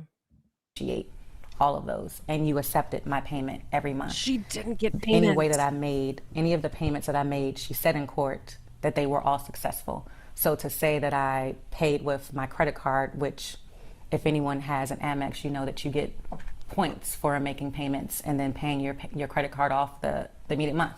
I like to travel. I can pay it. If the Amex was not an acceptable form of payment, why was I allowed to make the payment that way? I will say, speaking to both of you, this has created an extreme amount of stress. By the way, she does like to travel because she went on a vacation abroad instead of paying her rent. So hopefully there's a resolve for both of you, truly. Because from speaking with both of you, there's some either big miscommunication on one side or the other. I think laws that exist and didn't necessarily help in this scenario as well. But it's not a unique scenario. This happens quite often. But I feel like when it happens before, there's someone who is intentionally trying to work a system. If I were trying to work a system, I would not have made any payments to you. You know, like if I was trying to get into this property to circumvent something, and you would have never received another payment from me outside of the Airbnb. There would have never been another payment, but you were receiving payments every month. So I wasn't trying to circumvent some process. But when it came to protecting myself, my children, and even my child, who is not my child, who's like my adopted daughter, if it comes to protecting them, then I have to protect myself. If that means now saying you're harassing me and you're cutting my power off and I don't have hot water, I have tenant rights, then that's when I'm going to say that. So it was in your mind self-defense. Correct. It wasn't a. Give me a break. I never mentioned tenant rights before anything was done to make me have to feel like I have to have tenant rights, because I wasn't worried about that, because we were making payments. There would be no issue.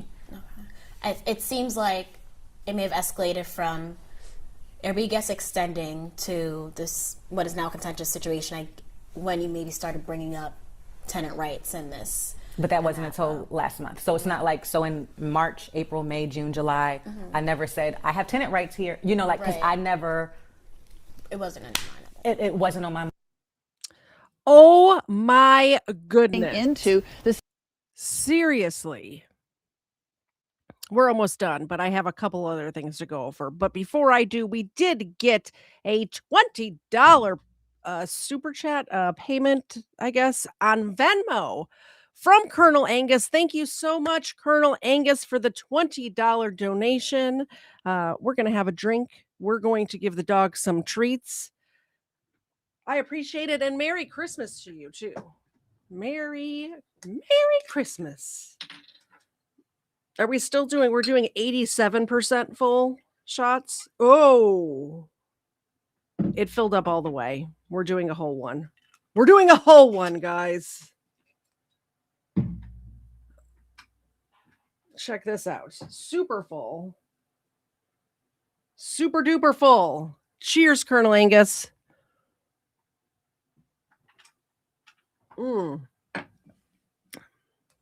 I have to say the liqueur, not only does it have less alcohol in it, it tastes delicious. Tastes delicious. Cheers to you, sir. Thank you. Okay. And let me know in the chat if you do that as well, because it doesn't have like a pop-up or anything. So I have to keep checking, but I'll check at the end as well. I got a text message to check my Venmo, so I did do that. Look at this side eye Zena's giving you guys. Did you see it? That was crazy side eye. All right, let's see where we're at now. Another twist in a bizarre Airbnb battle. 7 News has exclusively told you about a homeowner in Northeast DC who says a squatter has taken over her short-term rental. But that alleged squatter claims she's a tenant with rights. All new at 6 o'clock. Our Felicia Ashley is learning this isn't the first time the so-called unwanted guest has refused to leave a property. I found court records revealing that Romero stayed in multiple properties in and around DC rent-free for months while they went through the eviction process.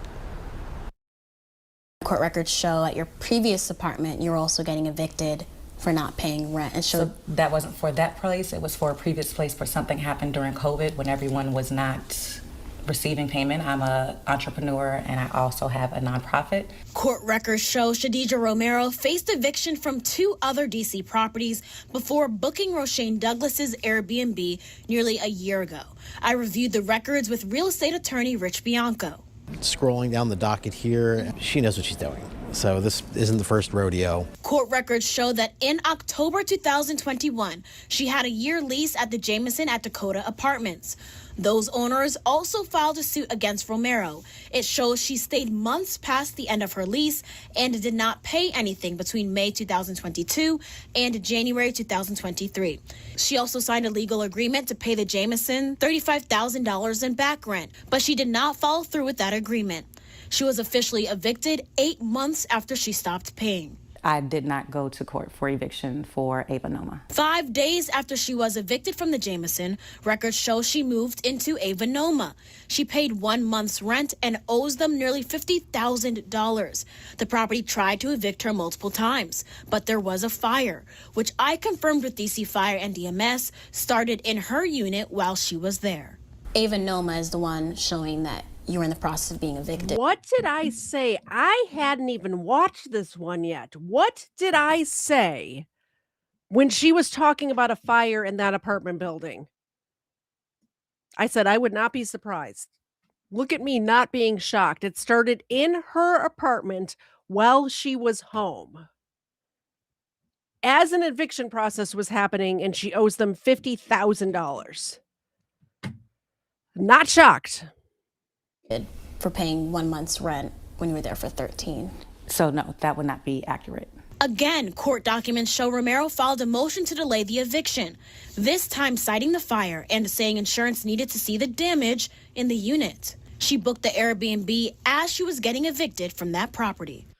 I found multiple tenant and landlord cases against her in and around D.C. when she went by a different name at the time. In addition to that, I saw at least a dozen liens against her, as well as a case claiming that she paid for a down payment for a vehicle and made no other payments after that. Now, since these discoveries, Romero has said that she is not speaking to us anymore. For now, reporting from the D.C. Bureau, Felicia, 7 News. Felicia with the investigative journalism coming in. Clutch, Felicia. I told you at the beginning of this, Felicia's doing really good work over there at Channel 7, ABC 7 in DC. Not only is she stealing cars by making a down payment and not paying for them, 3 different apartments she lived in for almost a year at a time, one of them more than a year at a time. So for the past 3 years, she hasn't paid rent except for a month here and there, and she didn't pay for her car. And she's collecting money as the owner of a nonprofit. Also, she's going on vacations abroad. She's doing this luxurious travel that I can't afford to do, and I'm sure you probably can't afford to do it either. Oh, this pisses me off.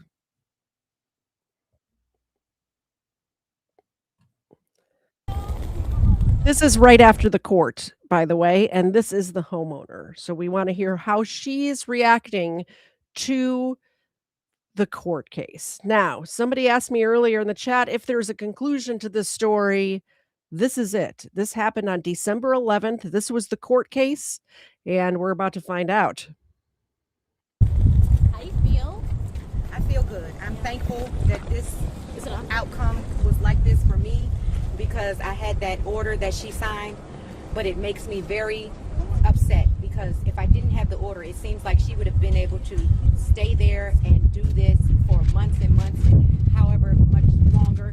And other people who don't have the benefit of having such agreement, I can't imagine what they're going to go through in a situation like this. So I'm thankful for me, but I still think that something needs to be done. What was it like for you to sit in that courtroom? She had a moment to question you. There were documents presented. There was a question of whether a payment she entered was fraudulent because there was no proof of it from the bank. What were your thoughts of just being in the courtroom with her? That was the first time you guys had seen each other face to face in a bit.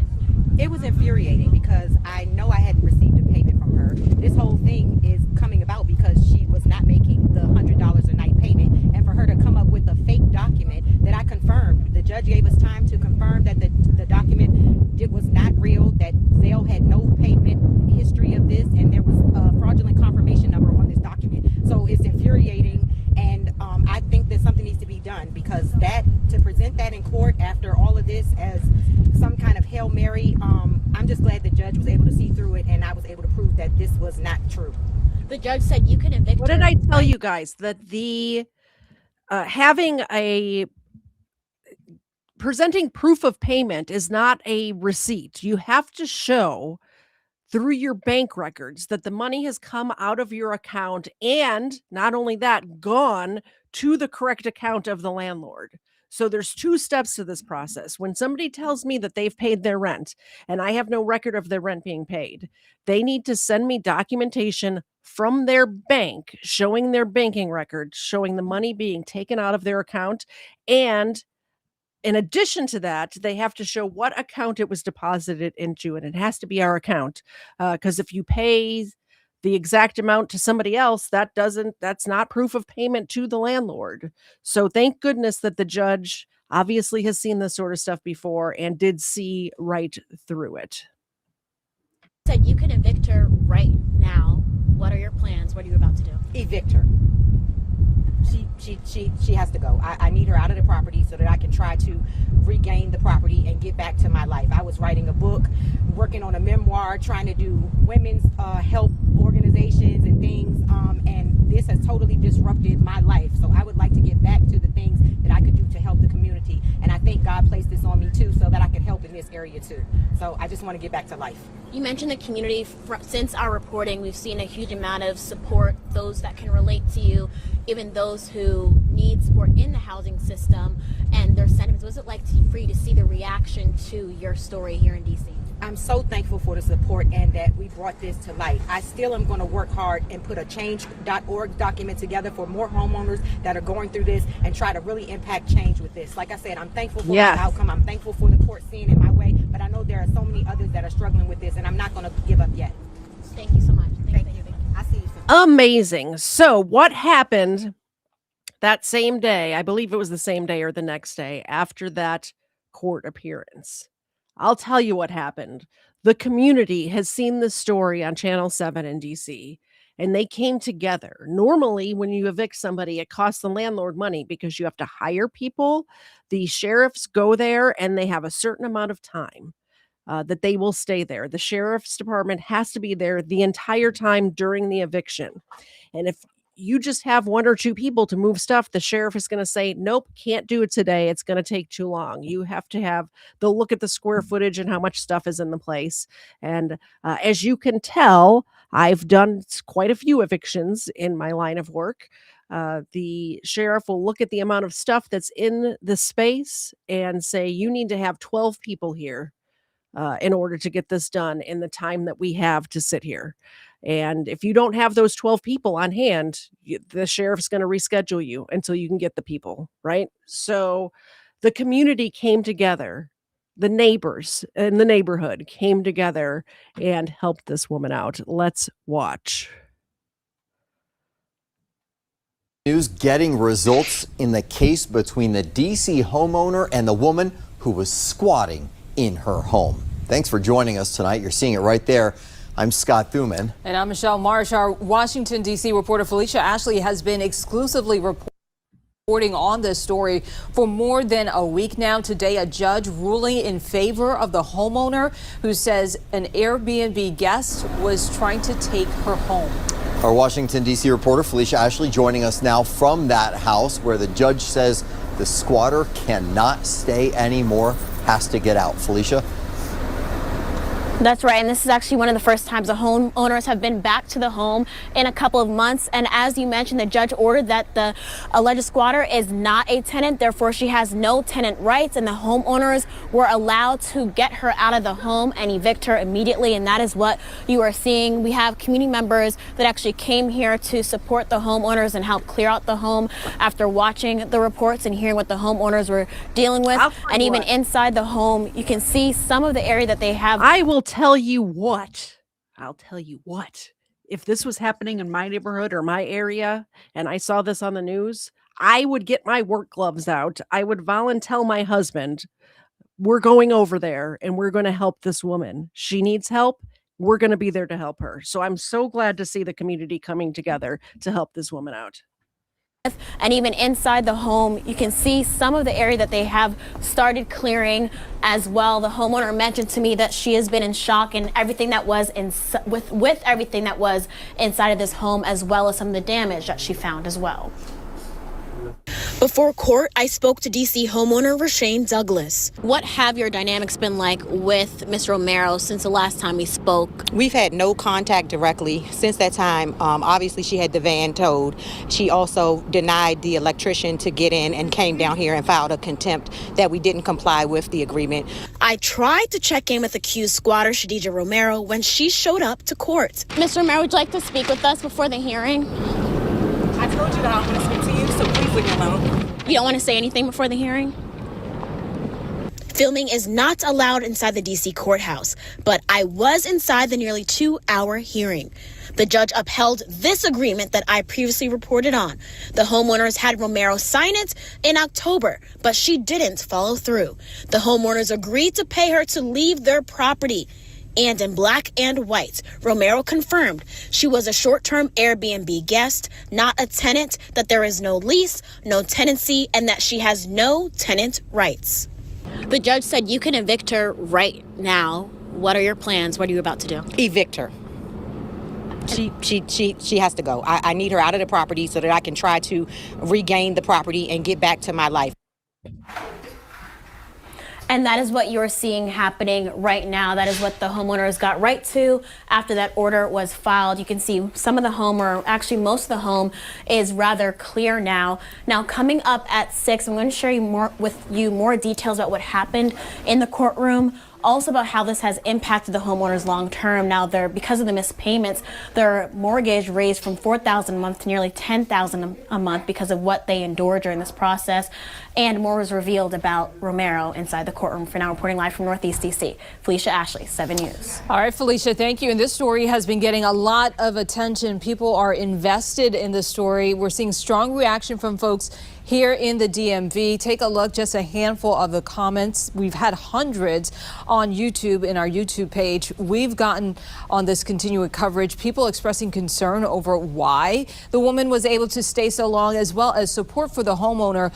One viewer writing, quote, "I have never been so happy for a stranger in my life. She is finally going to get her property back." So we want to hear from you. Do you think DC should change its housing laws to prevent squatting? Scan the QR code on your screen to vote right now. The answer right now, very overwhelming, yes. Yes, absolutely. And so that's it. That's the story.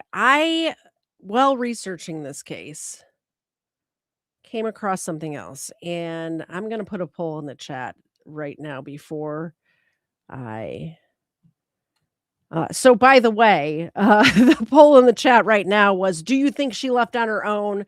And 94% of you were correct. She did not leave on her own. She did have to be evicted, and I see all of you in the chat saying that you would have been there to help as well. Same. Should I do a deep dive on this one? Question mark. Don't answer yet. Wait till I play the thing. I'm putting the poll in the chat. Don't answer yet.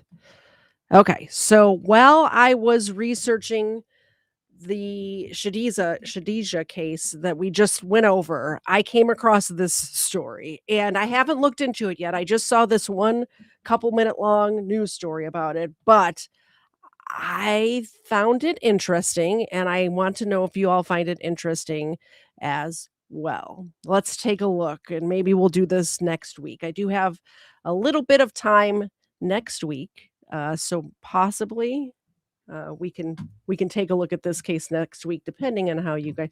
I told you not to answer yet. You guys are already answering. 10 people have already answered.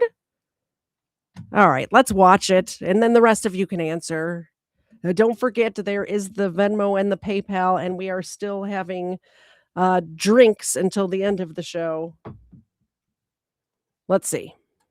Remember the video that we showed you right here. Confrontation between a DC landlord and a bat-wielding tenant. Tonight, the I-Team's John Barr has more on this situation and how it's becoming all too common in the district. Tenants not paying rent, denying access to the property, and then landlords left at their wits' end. And John is here live in the studio now with more on this, Sean. Yeah, we first told you about this dispute between the tenant and landlord back in September. Spoiler alert, it's still going on. This one case, according to landlord Jeffrey Levine, has involved 14 different city agencies, more than 70 court appearances, more than 20 calls to police, more than 100 building code violations. All of that for one 225 square foot apartment on Capitol Hill and a tenant who won't pay rent and will not leave. Sound familiar? Sounds familiar, like we just talked about for 2 hours. This row home in Capitol Hill sits on a relatively quiet street. Back up! But inside, the dispute over the basement apartment is anything but peaceful. You just hit my wife. You do that again? Back up! One tenant blocked 93 inspections. You're not letting me in for the inspection? One tenant kept inspectors waiting as long as 6 hours. Get the out! I have not been able to renovate or sell my building. I am basically stuck. That was owner Jeffrey Levine earlier this month, pleading his case to D.C. council members, explaining how Michelle Watley, the only tenant in a 7-unit building, not only hasn't paid rent since July 2023, but continues to report violations to city inspectors. Oh, well, come within arm's length. Let's defend ourselves. Only to then deny them and Levine access to the apartment to make repairs. I was there with Roto-Rooter to fix the toilet that she clogged. Miss Watley, I'm here with the plumber. This is the third and final attempt. Are you letting me in or are you not? Legal Fiction, $20 super chat. And we have a full one again. Cheers. I cannot promise you that tomorrow will be full. Again, I cannot do this 2 days in a row, but we will be drinking tomorrow night as well. So I appreciate all of you. Legal Fiction, cheers. And we'll pass out some milk bones as well. Wake up. Legal Fiction sent you milk bones. Wake up, ladies. There you go. It looks like they're holding hands. Do you guys see that? Ava and Zena are holding paws right now in solidarity with these landlords. I appreciate you guys. I appreciate you, Legal Fiction. Gonna let me in. She was in the building, in the unit, and would not let the Roto-Rooter guy in. Who is the plumber? Excuse me? Who's the plumber? He's a plumber from Roto-Rooter. By my calculation, I have over 200 denial of entries. However, I have 93 that I obtained through FOIA that she actually emailed the district, you cannot come in, the Department of Buildings. And guess what? They didn't go in. A Department of Buildings spokesperson tells 7 News DOB can confirm that on multiple occasions, inspectors failed to gain access to 105 6th Street Northeast after an inspection was scheduled. DOB didn't give us a specific number of times that happened, but says agency records point to a range of between 10 and 70. Good morning, Chairperson Mendelson, fellow council members and staff. We wanted to ask Keith Parsons, the Strategic Enforcement Administrator for the Department of Buildings, why inspectors would tolerate being denied access so often. Parsons wouldn't talk to us, but he explained it this way to the D.C. Council. If someone does not let us in, then we can't go in. I don't think this is satisfactory that the tenant could deny you access. And that's the end of it.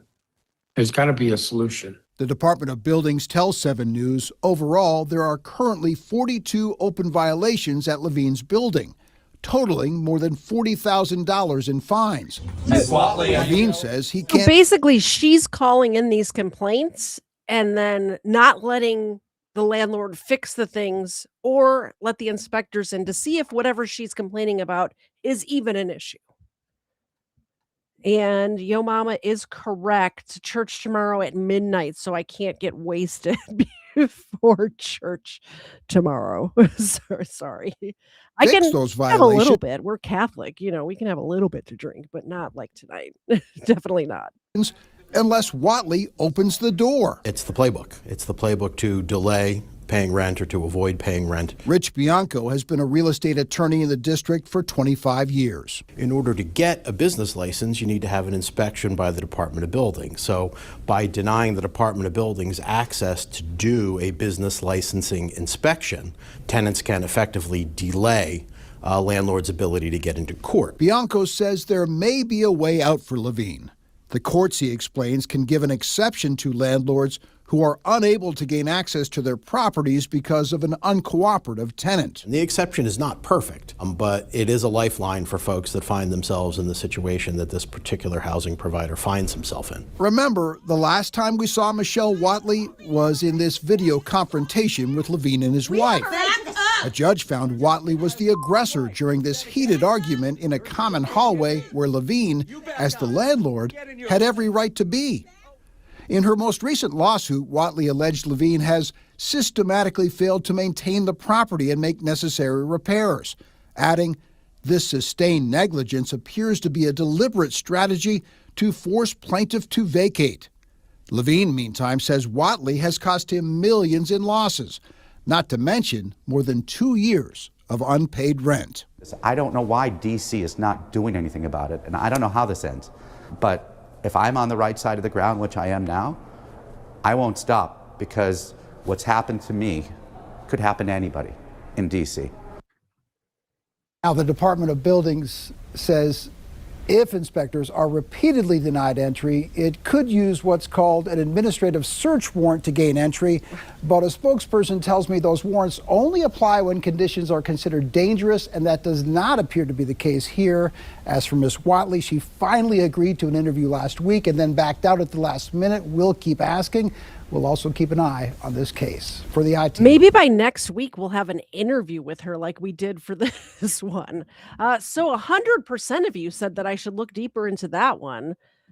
Yeah, for sure. When I saw her chasing the landlord and his wife down the hall with a baseball bat, I'm like, what? What is happening here? So yeah, we'll take a look into that next week. I wonder, should I wait until there's a conclusion to it? Well, we can always do a follow-up, right? Brain's not working. We can cover it next week and then do a follow-up to it if there is a conclusion. Hopefully there's a conclusion in the landlord's favor. That would be good, just like the case that we just looked at. What did you guys think of tonight's show? Should I do these one-off kind of episodes more often? We'll see. For right now, I am planning to do one next week, and possibly, I'm not sure of my schedule this week, but maybe a movie day again on Friday. We'll see. Definitely hit the bell notification, hit the subscribe button if you're not subscribed, please.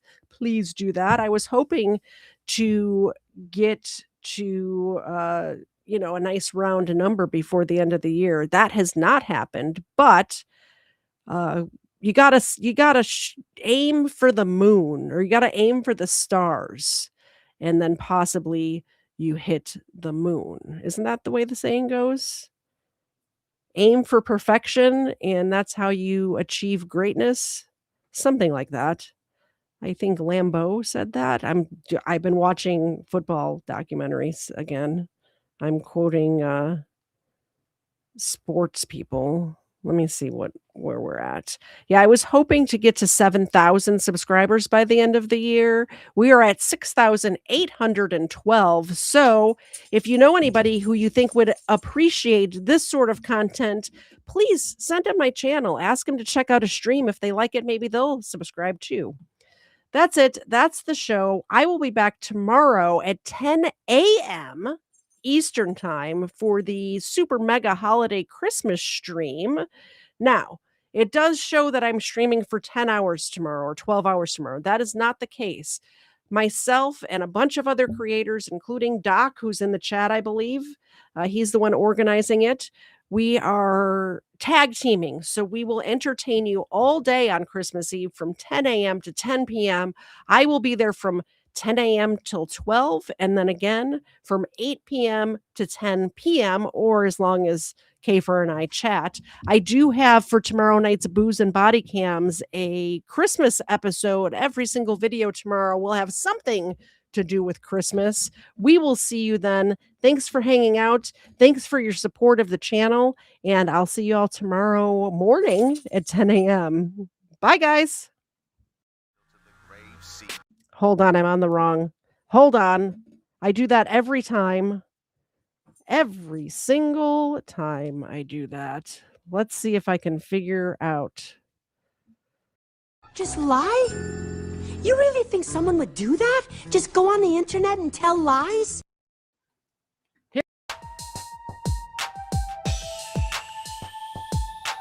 First Florida man was Hernando de Soto.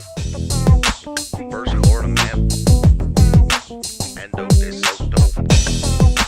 First Florida man was Hernando de Soto. Won't you so loco? Show off your photos, throw out your Twinkies, throw up your ho-hos, tuck in them pinkies. Them shits a no-no. The first Florida man was Hernando de Soto. Brought to my attention by the man with the mojo. My 8th subscriber, I'm a fagoso. Jump in them sinkies and dump them mimosos. The first Florida man was Hernando de Soto. First Florida man was Hernando de Soto. First Florida man was Hernando de Soto.